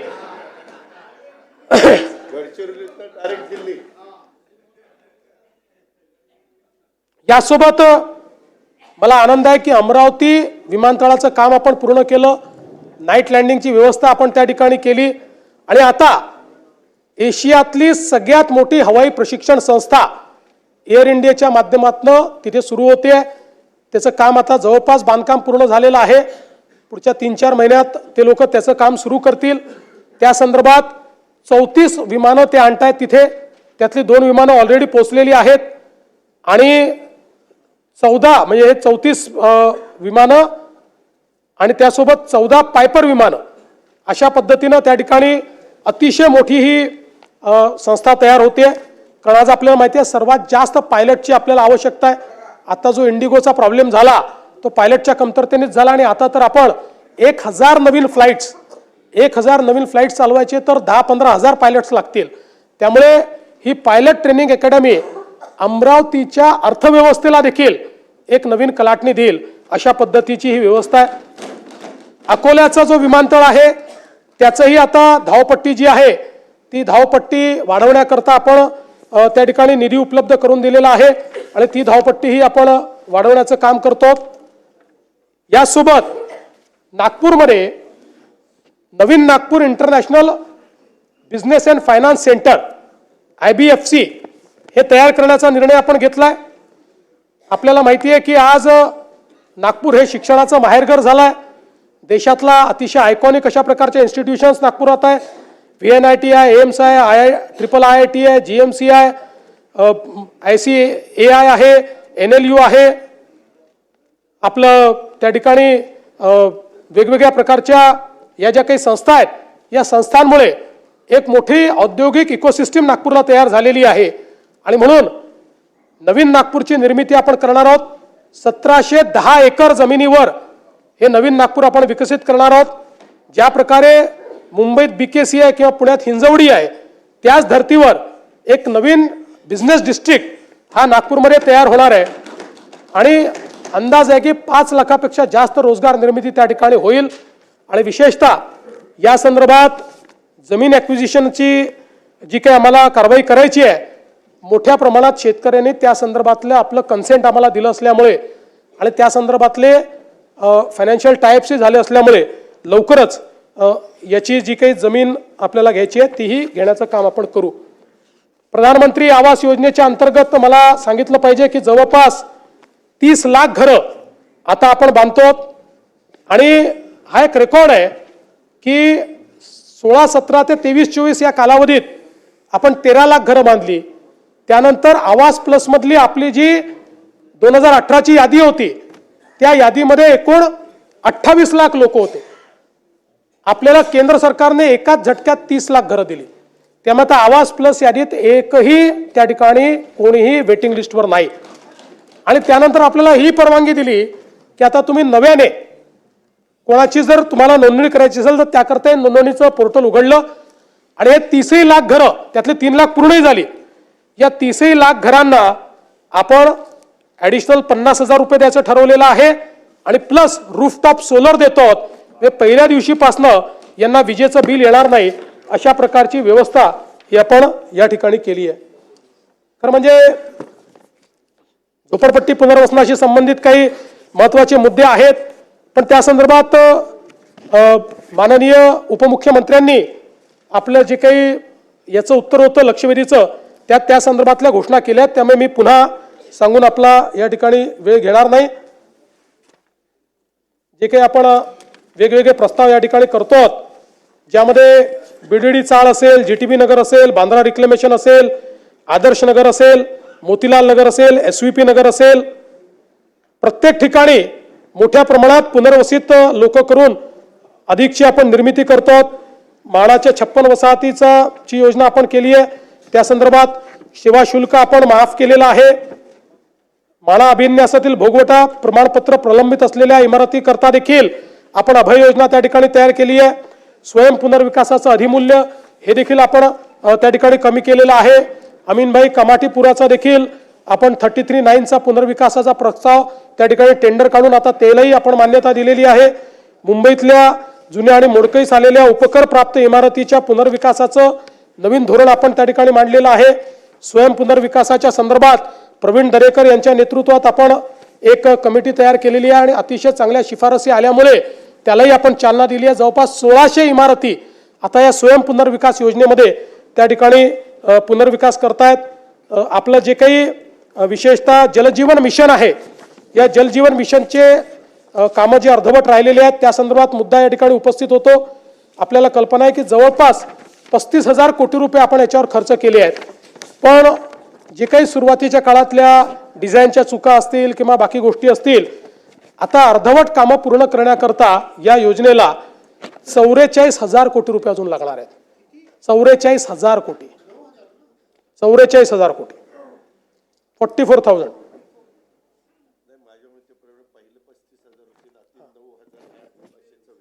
माझं काही आता या नाही 44,000 आहे, ॲडिशनल आहेत. ॲडिशनल 44,000 आहेत. त्यापैकी पहिल्या टप्प्यामध्ये 15,000 कोटी रुपयाचा हुडकोशी आपण टायप केला आहे. ते 15,000 कोटी रुपये आणून आपण एक काम करतोय. शासनाने निर्णय घेतलाय, कारण आता हे दायित्व आपण स्वीकारलेलं आहे. टप्प्याटप्प्याने आपल्याला पूर्ण केंद्र सरकार आता द्यायला आपण त्यांना प्रस्ताव पाठवला, पण त्यांचं म्हणणं आहे की तुमची राज्याची एक प्रकारे चूक आहे. तुम्ही जेव्हा डिझाईन केली योजना त्यावेळी अनफॉर्च्युनेटली अनेक ठिकाणी आपल्याकडे याचं डिझाईन करताना अधिकाऱ्यांनी घर बसल्या डिझाईन केलं आणि त्यामुळे त्यातल्या अडचणी आल्या. पण आता नीट याच्या संदर्भात एजन्सीज लावून थर्ड पार्टीचं परीक्षण करून प्रत्येक ही जी योजना आहे त्याला पूर्ण करण्याकरता किती निधी लागणार आहे त्याची फेर प्रशासकीय मान्यता ही आपण करतो आणि फेर प्रशासकीय मान्यता करूनच त्याला आपण निधी देणार आहोत. 15,000 कोटी रुपये त्याकरता आपण उपलब्ध करून देतो. हो, ते तर आता काल अनाऊन्स केलं ना. यासोबत काही अजून विषय आहेत, आता त्या सगळ्या विषयांमध्ये मी जात नाही. मुख्य विषय आपला हो ते करणार ना. आपल्याला माहिती आहे की मुंबईमध्ये मेट्रोचं मोठं जाळं आपण तयार करतो. आतापर्यंत मुंबईमध्ये जी मेट्रोची लांबी कार्यरत आहे ती लांबी जवळपास 91 किलोमीटरची आहे. या 91 किलोमीटरच्या लांबीमध्ये रोज जवळपास 9,50,000 प्रवासी हे प्रवास करतायत. आणि आता पुढच्या 2 वर्षामध्ये या 91 किलोमीटर सोबत अजून 132 किलोमीटरची लांबी ही कार्यान्वित होईल. आम्ही निर्णय केला आहे की दरवर्षी 50 ते 60 किलोमीटर काम पूर्ण करायचं आणि त्यामुळे मोठ्या प्रमाणात मुंबईची कनेक्टिव्हिटी ही त्यातनं वाढणार आहे. पुण्यामध्ये 33 किलोमीटरचा मार्ग कार्यान्वित झाला आहे. त्यात 2.23 लाख प्रवासी सुविधेचा लाभ घेतात. आता ॲडिशनल त्या ठिकाणी 45 किलोमीटरचं काम प्रगतीपथावर आहे, ज्यातलं 27 किलोमीटर हे आपण पुढच्या 1.5 वर्षामध्ये पूर्ण करणार आहोत. नागपूरमध्ये 40 किलोमीटरचं काम पूर्ण झालं आहे. रोज जवळपास 1,10,000 प्रवासी त्याचा लाभ घेतात आणि अजून आपण 43 किलोमीटरचं काम आता हातामध्ये घेतलं आहे, जे पुढच्या 2 वर्षामध्ये आपण त्या ठिकाणी पूर्ण करू. यासोबत मुंबईमध्ये जी वेगवेगळी कामं आपण हातामध्ये घेतलेली आहेत, ज्यामध्ये आपल्याला कल्पना आहे की आपण आता ऑरेंज गेट टनेलचं काम चालू केलेलं आहे, ज्यातनं आपण भुयारी मार्ग करतो. आपण जो कोस्टल रोड आहे त्याचा नॉर्थ कोस्टल रोड करतो. आता आपण बांद्र्याहून वर्सोवाला पोचू. वर्सोव्यापासनं दहिसर आणि दहिसरपासनं भाईंदर अशा प्रकारचा आपण रस्ता आता केलेला आहे. आणि त्याचसोबत आपण भाईंदरच्या उत्तनपासनं विरारपर्यंत हा देखील एक समुद्री मार्ग यालाही मान्यता दिलेली आहे आणि त्यालाही पुढच्या काळामध्ये आपण करणार आहोत. यासोबत वेगवेगळे जे टनेल्स आहेत ते देखील आपल्याला या ठिकाणी माहिती आहेत की ज्यातनं आपण मोठ्या प्रमाणात काम चालू केलेलं आहे. ठाणे ते बोरीवली भुयारी मार्ग, गोरेगाव ते मुलुंड लिंक रोड, उल्वे सागरी किनारा मार्ग, अटल सेतू इंटरचेंज आणि त्यासोबत आपल्याला माहिती आहे की मिसिंग लिंक जी आहे त्याचंही काम आता आपण पूर्ण करतो आहोत. पुण्याचा चक्राकार मार्ग आहे त्याचंही काम आपण आता हातामध्ये घेतलेलं आहे. या माध्यमातून मोठ्या प्रमाणात पुणे आणि मुंबई या महानगरांमध्येही आपण काम करणार आहोत. अध्यक्ष महोदय, यासोबतच या आपल्या प्रस्तावामध्ये गृह विभागाच्या संदर्भात देखील अनेक बाबी मांडण्यात आल्या आणि त्याही संदर्भात खरं म्हणजे गृह विभागाची चर्चा आपण नेहमीच घेतो, कारण हा सगळ्यात सेन्सिटिव्ह विभाग आहे आणि राज्यामध्ये एखादी घटना झाली तर त्याचे पडसाद हे या सभागृहात उमटणं हे अतिशय साहजिक आहे. ते प्रतिबिंब निश्चितपणे उघडत असतं. आपण जर बघितलं तर क्राईम इन इंडियाच्या रेकॉर्डप्रमाणे आपण प्रति लाख लोकसंख्येचा विचार केला तर गुन्ह्यांमध्ये क्राईम रेटमध्ये महाराष्ट्र 8व्या क्रमांकावर आहे. पण यामध्ये आपण जर बघितलं तर ऑक्टोबर 24च्या तुलनेत ऑक्टोबर 25 पर्यंतचं जर आपण स्टॅटिस्टिक्स बघितलं, आता मी नेहमी म्हणतो की आकडेवारी खरं म्हणजे याचं काही समर्थन होत नाही, पण आकडेवारीने समजतं म्हणून ते सांगावं लागतं. तर आपण जर बघितलं तर ऑक्टोबर 24च्या तुलनेत ऑक्टोबर 25 पर्यंत गुन्ह्यांमध्ये जवळपास 7,711 गुन्ह्यांची घट आहे, म्हणजे जवळपास 2.5% ती घट आहे. आणि याच्यामध्ये गत वर्षीपेक्षा खून, दरोडा, जबरी चोरी, घरफोडी त्यानंतर या गुन्ह्यांमध्ये लक्षणीय वाढ झाली आहे. मात्र बलात्कार हा जो गुन्हा आहे त्याच्यामध्ये 375नी वाढ झालेली आहे. दोषसिद्धीचं प्रमाण हे मात्र मला या सभागृहाच्या नजरेस आणून द्यायचं आहे की 3 नवीन कायदे आल्यानंतर काय परिणाम आहे. आपल्याला माहिती आहे 2013 साली आपलं दोषसिद्धीचं प्रमाण हे 9% होतं. 100 गुन्हेगारांपैकी 91 गुन्हेगार सुटायचे, 9% होतं. त्यानंतर आपण 14 पासून ज्या उपाययोजना केल्या त्या उपाययोजनांच्या आधारावर आपण ते 50% आणलं. पण आता नवीन कायदे आल्यानंतर म्हणजे ऑक्टोबर 24 मध्ये आपलं दोषसिद्धीचं प्रमाण हे 50% होतं. आपण जर बघितलं तर आता नवीन कायदे आल्यानंतर हे दोषसिद्धीचं प्रमाण आपलं गेलंय 96.24% पर्यंत. 96.24 आणि असं नाही 70,000 गुन्हे त्यातलं हे आहे 96.24%. आणि अर्थात त्यातले समजा आपण छोटे गुन्हे काढून टाकले, काही कंपाऊंडिंग होतं तरी 70%. गंभीर गुन्ह्यातही म्हणजे हे 3 कायदे किती इफेक्टिव्ह आहेत याचं हे उदाहरण आहे. कारण या कायद्याने सगळ्यात महत्त्वाचं काय केलं भास्करराव, या कायद्यात तरतूद अशी केली की जो आरोपी पक्ष आहे हा 2 पेक्षा जास्त तारखा मागूच शकणार नाही, हा नियम केला आहे. 2 पेक्षा जास्त तारखा त्यांनी मागितल्या तर ऑब्जेक्शन आपल्याला घेता येतं आणि त्याच्याकडे सबळ रिझन आहे का हे ॲसर्टन झालं तरच त्याची कारणं नोंदवून त्याला पुढची तारीख जज देऊ शकतो. त्यामुळे कुठलाही जज अशा प्रकारे तारीख देत नाही आणि म्हणून वेगही वाढलाय आणि दोषसिद्धीचं प्रमाण जे आहे हे देखील जवळपास 96.24% आलेलं आहे. त्याचबरोबर आपण डायल 112 जी यंत्रणा केली आहे त्यात कॉल प्रतिसाद जो आहे तोही 15 मिनिटं आधी आपला प्रतिसाद होता तो आता 7.37 मिनिटापर्यंत खाली आलेला आहे. त्यामुळे त्यातही लवकर आपण प्रतिसाद देतो. विशेषतः सगळी चर्चा महिला आणि बालकांवरील अत्याचाराच्या संदर्भात होते आणि ते योग्यही आहे. आपल्याला माहिती आहे की 2013 नंतर जेव्हा आपण सगळ्या डेफिनेशन बदलल्या आणि डेफिनेशन बदलून फ्री रजिस्ट्रेशन ऑफ कंप्लेंट हा विषय हाती घेतला त्यावेळी म्हणजे निर्भयाच्या कांडानंतर, त्यानंतर सगळ्या देशामध्ये सगळ्या राज्यांमध्ये महिलांच्या गुन्ह्यांच्या रजिस्ट्रेशनमध्ये मोठ्या प्रमाणात वाढ झाली आहे. आणि ही जी वाढ आहे, एकीकडे वाढ होते याचं आपल्याला निश्चितपणे त्याचं दुःख आहे, पण त्यातले समाधान आहे की यापूर्वीही गुन्हे घडत होते पण त्या गुन्ह्यांमध्ये ते गुन्हे रजिस्टर करणं यामध्ये एक समाजाचं प्रेशर असायचं. कारण आपण पुढे मी तुम्हाला दाखवतो 99% हे गुन्हे हे जवळच्या लोकांकडनं घडलेले असतात आणि म्हणून समाजाचं प्रेशर असायचं. आज महिला समोर येत आहेत, आज वेगवेगळ्या कमिट्या आपण तयार केल्या, कुठे विशाखा कमिटी आहे, कुठे अजून निर्भया कमिटी आहे. यामुळे मोठ्या प्रमाणात या गुन्ह्यांची नोंद आता महिला पुढे येऊन करतायत. समाजही त्यांच्या पाठीशी उभा राहतोय. आता तू करू नको, समाज काय म्हणेल अशा प्रकारची अवस्था त्या ठिकाणी नाही.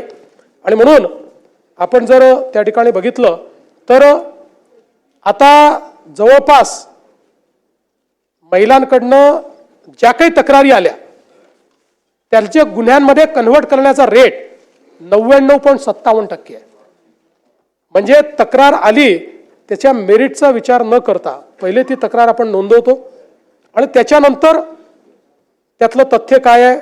म्हणजे आत्ता सध्या प्रिझम्पशन आपण हे केलं की महिला तक्रार करते तर ती योग्यच असेल अशा पद्धतीनं आपण या संदर्भात करतो. आणि मग आपण एक निर्णय अजून केला की महिलांच्या संदर्भातल्या गुन्ह्यामध्ये 60 दिवसाच्या आत चार्जशीट फाईल झाली पाहिजे. पूर्वी वर्ष करायचं नाही आणि मग हे प्रमाण आपण सातत्याने वाढवत गेलो.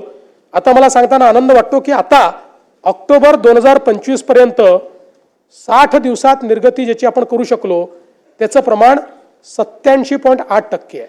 म्हणजे जे पूर्वी 25 किंवा 24% असायचं 2019ला आपण विचार केला 2020ला तर ते 45% होतं, ते आता 88% गेलाय. आपल्याला केंद्र सरकारने सांगितलेलं आहे की 90% वर या ठिकाणी प्रमाण असलं पाहिजे आणि याचे डायनामिक नोंद होते. TISSO इन्व्हेस्टिगेशन ट्रॅकिंग सिस्टीम आहे फॉर सेक्शुअल ऑफेन्सेस, त्याच्यावर याचं ट्रॅकिंग होतं. त्यामुळे प्रत्येक राज्याची लिस्टच असते कुठल्या राज्यामध्ये किती गुन्हे वेळेत त्याची चार्जशीट झाली. त्यात आपलं काम हे आता योग्य पद्धतीने चाललंय. फास्ट ट्रॅक कोर्ट देखील आपण सुरू केलेले आहेत. National mission for safety of women या संदर्भात आपण जी काही कारवाई आहे ती केलेली आहे. आणि जसं मी सांगितलं की रिस्पॉन्स टाईम हा महिलांच्या संदर्भात देखील मोठ्या प्रमाणात आपण केला आहे. लहान मुलींवरील लैंगिक अत्याचाराची जी प्रकरणं आहेत त्या प्रकरणामध्ये अशा प्रकारे गुन्हे दाखल करण्याचा जो दर आहे तो जवळपास 99.1% या ठिकाणी आहे आणि ते सगळे गुन्हे आपण उघडकीस आणलेले आहेत. आपण आता ऑपरेशन मुस्कानच्या माध्यमातून 2015 ते 2024 13 ऑपरेशन मुस्कान केले आणि 41,193 लहान मुलं आणि मुली यांचा शोध घेऊन त्यांना त्यांच्या घरी नेलाय. आणि सगळ्यात महत्त्वाचं काय आहे तर याच्यामध्ये जवळपास 20,000 मुलं आणि 8,000 मुली ज्या आपण शोधून घरी पोहोचवल्या त्या आपल्या रेकॉर्डवरच नव्हत्या. त्यांच्या घरच्यांनी कुठलीही कंप्लेंट केलेली नव्हती. पण हे ऑपरेशन मुस्कानच्या माध्यमातून आणि आता ऑपरेशन शोध आपण चालू केलं. ऑपरेशन शोधमध्ये काय आहे तर आपल्याला माहिती आहे की वर्षभरामध्ये निघून गेलेले लोक परत येतात, परत आल्यानंतर पण एखाद वर्षानंतर शोधण्याची गती कमी होऊन जाते आणि म्हणून ऑपरेशन शोध जुन्या केसेसमध्ये शोध घ्या अशा पद्धतीने आपण चालू केला आणि त्यातही जवळपास 17/4/25 ते 15/5/25 या कालावधीत ऑपरेशन शोध एक मोहिमेच्या अंतर्गत 4,960 महिला आणि 1,364 बालकांचा शोध घेण्यात आला आणि रेकॉर्डवर नसलेल्या अजून 106 महिला आणि 707 बालकांचा शोध हा या ऑपरेशनमध्ये घेण्यात आला आणि तसंच आता ऑपरेशन शोधचा दुसरा जो टप्पा आहे तो टप्पा देखील या ठिकाणी चाललेला आहे. आणि मग एक आपला नेहमीचा मुद्दा या ठिकाणी येतो की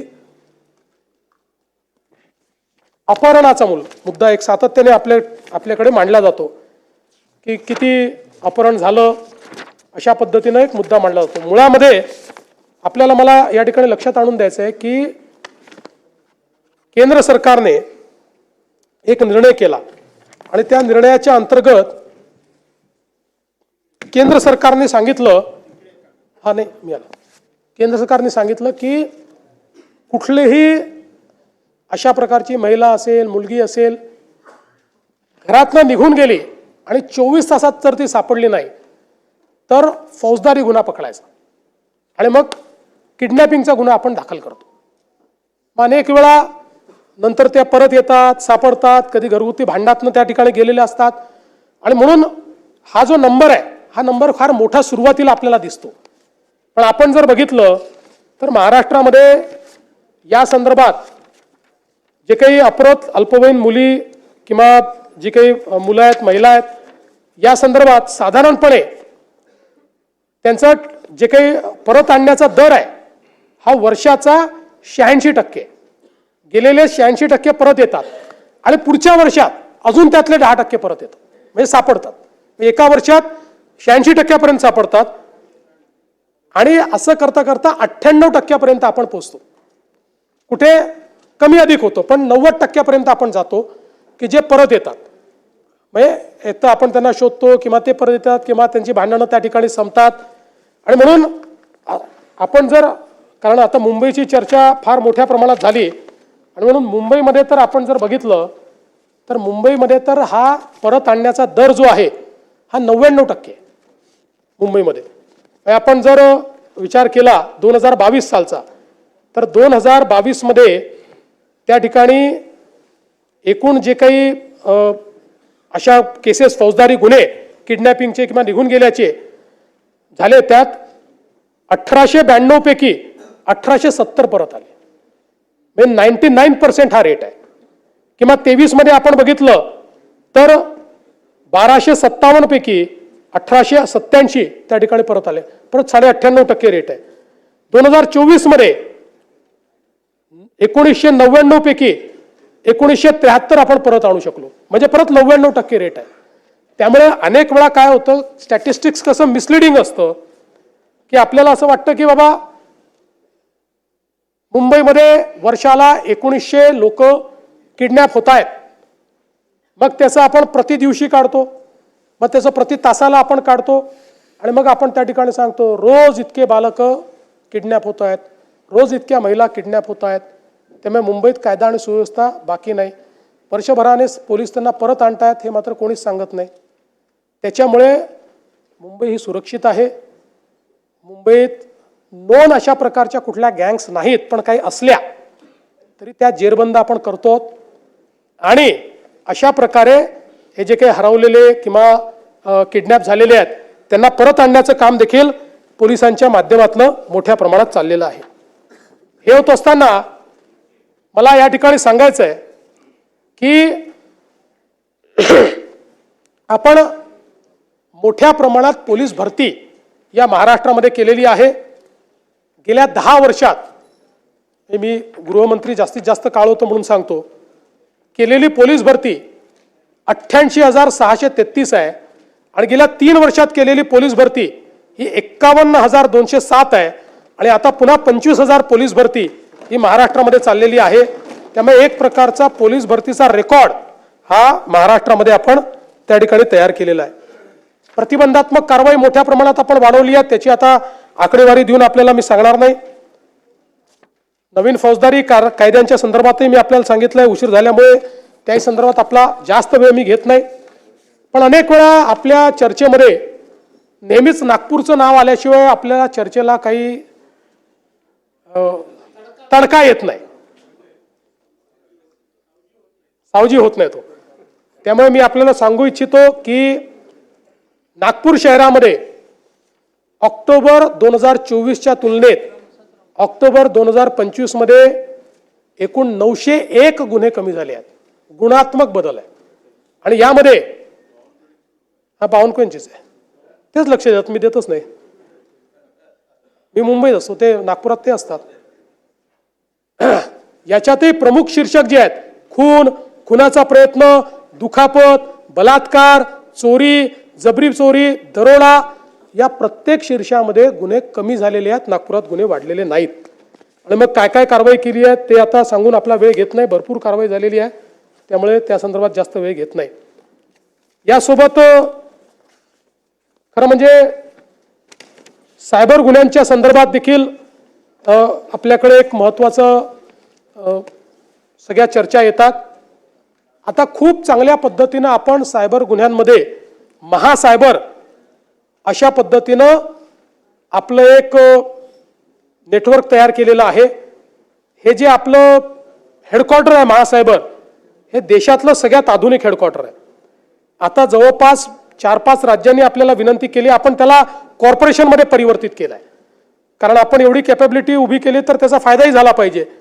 आता 3-4-5 राज्यांनी आपल्याकडे येऊन ते पाहून गेले, त्यातले 3 राज्य तर नक्कीच आपल्याला त्यांच्याकडे तसं महासायबर उभं करण्याचं काम देत आहेत. आणि 2 देश हे आता आपल्याला ते काम देत आहेत महासायबरला, की तशा प्रकारचं सायबर हेडक्वार्टर आपण त्यांच्याकडेही जाऊन उभं करावं. त्यातलं आज रात्री 8:30 वाजता एका देशासोबत कदाचित आमचा अंतिम करार होईल. आणि या माध्यमातून आता आपल्याकडे कॅपेबिलिटी आहे. आपण पूर्वी ज्या गोष्टींकरता केंद्र सरकारकडे पाहायचो त्या सगळे आता आपण त्या ठिकाणी कॅपेबिलिटी वापरू शकतो. गोल्डन अवरमध्ये लोकांचे जाणारे पैसे आपण थांबवू शकतो. मोठ्या प्रमाणात आपल्याकडे हे फेक कॉल सेंटर्स असतील, मोठ्या प्रमाणात सायबर फ्रॉड्स असतील, डिजिटल अरेस्ट असेल, या सगळ्या गुन्ह्यांमध्ये आपण लोकांना वाचवलेलं आहे. आणि सगळ्यात महत्त्वाचं की अनेक मुली ज्या सेक्स्टॉर्शनच्या बळी पडल्या होत्या आणि आत्महत्येच्या विचारात होत्या, अशांना वाचवण्याचं काम या आपल्या सायबर युनिटच्या माध्यमातून झालं आहे. 100पेक्षा जास्त लोक असे आहेत की आपल्या सगळ्या जे काही सोशल मीडिया चालतो, या सोशल मीडियामध्ये असं लक्षात आलं की आत्महत्या करण्याची त्यांनी काही म्हणजे संकल्पना बोलून दाखवली आहे किंवा निराशा दिसते आहे. त्यांना स्वतः हुडकून आणि त्यांच्याशी चर्चा करून त्यांना आत्महत्येपासून परावृत्त करण्याचं काम हे आपल्या महासायबरच्या माध्यमातून आपण केलेलं आहे. आणि आज आपल्याकडे खूप मोठ्या प्रमाणात त्याची व्यवस्था आहे. अंमली पदार्थ हा आज आपल्या समोरचा सगळ्यात मोठा प्रश्न आहे. महाराष्ट्रामध्ये अंमली पदार्थाच्या संदर्भात एक 0 टॉलरन्सची आपण भूमिका घेतली आहे. अनेक वेळा लोक असं म्हणतात की बाबा इथे माल सापडतोय, तिथे माल सापडतोय. याचं कारण आहे की एक मोठं इंटेलिजन्सचं नेटवर्क तयार झालं आहे. केंद्र सरकारने आता सगळ्या राज्यांना एका पेजवर आणलंय. सगळे राज्य इंटेलिजन्स शेअरिंग करतायत. आपण तेलंगणामध्ये जाऊन पकडलं, आपण दिल्लीमध्ये जाऊन पकडलं, कारण इंटेलिजन्स शेअरिंग होत आहे. आणि म्हणून आता मोठ्या प्रमाणात आपण याची कारवाई सुरू केलेली आहे. आपण जर विचार केला तर साधारणपणे यामध्ये हजारो कोटी रुपयाचं ड्रग्स हे आपण पकडलेलं आहे. त्याची सगळी माहिती ती देत नाही. आणि पकडल्यानंतर ते नष्ट करण्याचं काम आपण करतोय. म्हणजे ते पुन्हा सायकलिंगमध्ये यायला नको म्हणून दर 6 महिन्यांनी जेवढा वेगवेगळ्या युनिटमध्ये ड्रग पकडलं गेलं असेल त्याचं फॉरेन्सिक आपण त्याचा रिपोर्ट असतो. त्यामुळे त्या सगळ्या साठ्याची आपल्याला आवश्यकता नसते. आपल्याला त्याची परवानगी मिळते. तो सगळा साठा आपण जाळून टाकतो. तो पुन्हा रिसायकलिंगमध्ये आपण येऊ देत नाही. आणि खूप ठिकाणून येतोय असं नाही. काय होतं याच्यामध्ये, हे MD वगैरे तर नाना भाऊ पूर्वीच्या काळामध्ये जसं आपण आपल्याकडे गुऱ्हाळ असायचं, कढईमध्ये उसाचा रस टाकला की आपले सराटे घेऊन आपण त्यातनं राब काढायचो आणि गुळ तयार करायचो. असं मेफेड्रॉन तयार होतं, साध्या कढाईमध्ये तयार होऊ शकतं. हा एक मोठा चॅलेंज आहे. म्हणजे आपण ते मोठे मोठे ड्रग्ज जे आहेत महागडाचे ते तर आपण पकडतोय, ते बाहेरून यावे लागतात. पण या ठिकाणी हे ड्रग्ज जे आहेत हे अतिशय सिम्पली तयार होत आहेत. आणि म्हणून याच्यावर इंटेलिजन्स व्यवस्था ठेवणे आणि त्याच्यावर कारवाई करणे आणि कडक कारवाई करणे. म्हणूनच आपण ड्रग्सच्या संदर्भात 2 गोष्टी केल्यात. MPD आणि मोकामरे यांना घेतलेलं आहे, ते आपण लावतो. आणि कोणी पकडलं गेलं, पेडलरी पकडला गेला तरी फॉरवर्ड लिंकेज काय आणि बॅकवर्ड लिंकेज काय हे आपण शोधून काढतो. वेगवेगळ्या ठिकाणी लक्षात आलं की कंटेनरमध्ये ड्रग्ज येत आहेत. आता सगळ्या हे जे काही पोर्ट्स आहेत त्या ठिकाणी स्कॅनिंग मशीन लावलेले आहेत, ज्यातनं ते स्कॅन आपल्याला करता येतं आणि त्यातनं समजतं. पोस्टाने पाठवतायत, आपलं वेगवेगळ्या प्रकारच्या पद्धती त्या ठिकाणी वापरतायत. तेही सगळ्या लोकांना आपण हे सांगितलेलं आहे की तुमच्यावर जबाबदारी आहे. तिथे भेटी देऊन तिथली सिस्टीम जी आहे ती सॅनिटाईज करण्याचं काम आपण केलेलं आहे. मोठ्या प्रमाणात जाणीव जागृती होते आणि विशेषतः ज्या पोलिसांनी याच्यामध्ये डायरेक्ट इनडायरेक्ट सहभाग घेतला असेल त्या पोलिसांना आपण बडतर्फ केलेलं आहे, त्यांना सस्पेंड केलेलं नाही. थेट 311 खाली आपण त्यांना बडतर्फ केलेलं आहे. हे देखील या निमित्ताने मला सांगायचं आहे. यासोबत काही अजून वेगवेगळ्या गोष्टी आपण मांडलेल्या आहेत. मी आता त्या सगळ्या गोष्टी आपल्यासमोर म्हणजे काही महिला अत्याचाराचे विषय ते देखील आपल्यासमोर ठेवले आहेत. भ्रष्टाचाराच्या संदर्भात मुद्दे मांडल्यात. खरं म्हणजे महाराष्ट्रामध्ये आपण मोठ्या प्रमाणात गेले काही वर्ष सापळे तयार करतो. आज आपण बघितलं तर जेवढ्या सापळ्याच्या कारवाया महाराष्ट्र करतोय तेवढं इतर कुठेही होत नाही. आणि एकही अशी कंप्लेंट नाही की आम्ही अँटी करप्शनला तक्रार दिली आणि आमची तक्रार समोरच्याला मिळाली. आत्ता आपण जे सापळे करतो आहोत 99% सापळ्यांमध्ये आपण यशस्वी होतो आणि हे सुरूच राहील. आता याचं इंटरप्रिटेशन कोणी हेही करू शकतं की या घटना वाढतायत म्हणजे आपल्याकडे भ्रष्टाचार वाढलाय. माझं मत असं आहे जेवढे जास्तीत जास्त लोक भ्रष्टाचारी पकडले जातील अशा गुन्ह्यांचं रजिस्ट्रेशन हे मला असं वाटतं की लोकांवर जरब आणेल आणि निश्चितपणे त्या ठिकाणी भ्रष्टाचार जो आहे तो कमी होईल. एक राजकीय विरोधकांवर सूड भावनेने दाखल होत असलेले असे कुठलेच गुन्हे आपण दाखल करत नाही.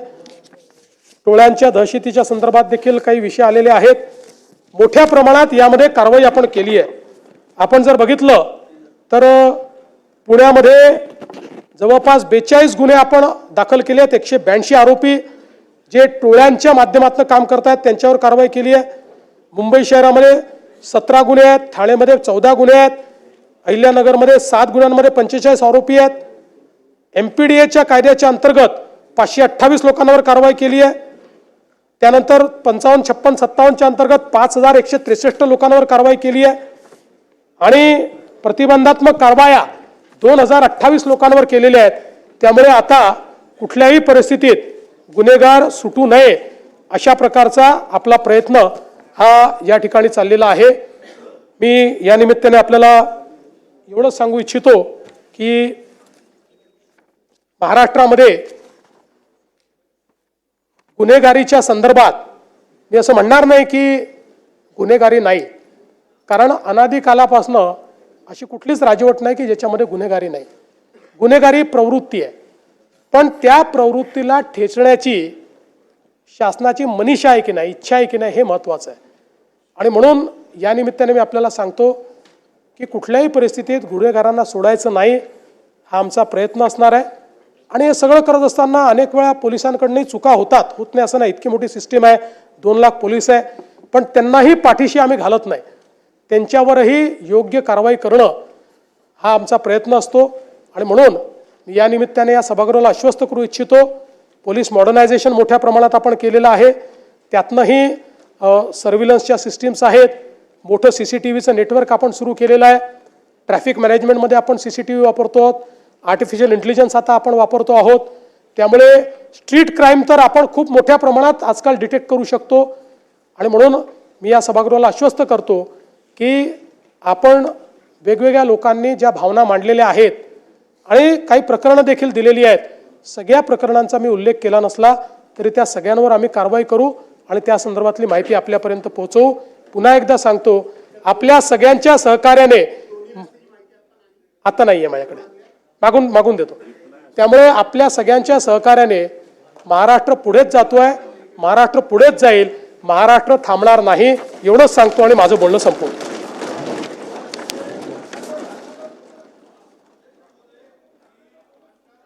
त्यांनी म्हणलं होतं अध्यक्ष महोदय की धान उत्पादक शेतकरी यावेळेस संकटात आहे, अडचणीत आहे. कारण अवकाळी पावसामुळे धान कापणीचा हंगाम होता, त्यावेळेसच ते धान कापणी झाली आणि पाऊस आला. त्यामुळे आपण मागच्या वर्षी 700 रुपये बोनस दिला.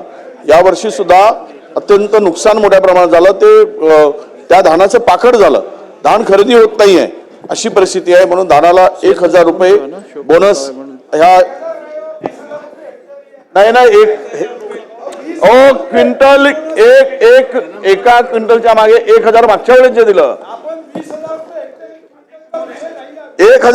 20,000 रुपये हेक्टरी जे काही बोनस आहे. धानाच्या शेतकऱ्याला यापूर्वी सरकारने मदत केली आहे, यापुढेही सरकार मदत करेल. त्या संदर्भातली सगळी माहिती घेऊन त्याची योग्य जी काय अनाउन्समेंट आहे ती आम्ही करू. ठीक आहे.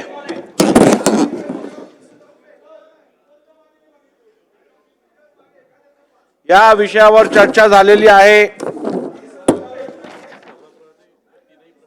सभागृहाने या तिन्ही प्रस्तावांवर विचार केलेला आहे. शोक प्रस्ताव.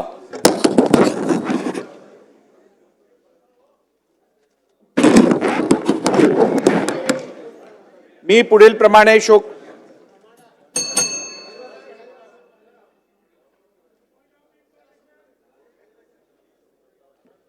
खालील प्रमाणे शोक प्रस्ताव मांडतो. श्री नानाभाऊ नारायणराव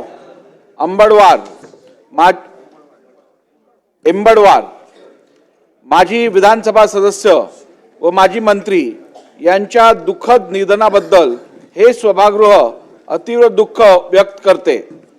कैलासवासी नानाभाऊ नारायणराव एंबेडवार यांचा जन्म 8 ऑक्टोबर 1936 रोजी यवतमाळ जिल्ह्यात केळापूर तालुक्यातील अंतरगाव येथे झाला. त्यांचे शिक्षण 10वी पर्यंत झाले होते. कैलासवासी एंबडवार यांनी महाराष्ट्र फॉरवर्ड ब्लॉकचे जनरल सेक्रेटरी म्हणून कार्य केले होते. ते सन 1967-1977 या कालावधीत यवतमाळ जिल्हा परिषदेचे सदस्य होते. यवतमाळ जिल्ह्यातील अनेक शैक्षणिक, सांस्कृतिक तसेच सामाजिक संस्थांशी त्यांचे निकटचा संबंध होता. अनेक जन आंदोलनात त्यांचा सक्रिय सहभाग होता. दिग्रस मतदारसंघाच्या सर्वांगीण विकासासाठी त्यांनी विशेष योगदान दिले होते. कैलासवासी एंबडवार सन 1978-1980 मध्ये दिग्रस मतदारसंघातून काँग्रेस पक्षाकडून विधानसभेवर निवडून आले होते. त्यांनी सन 1980-1985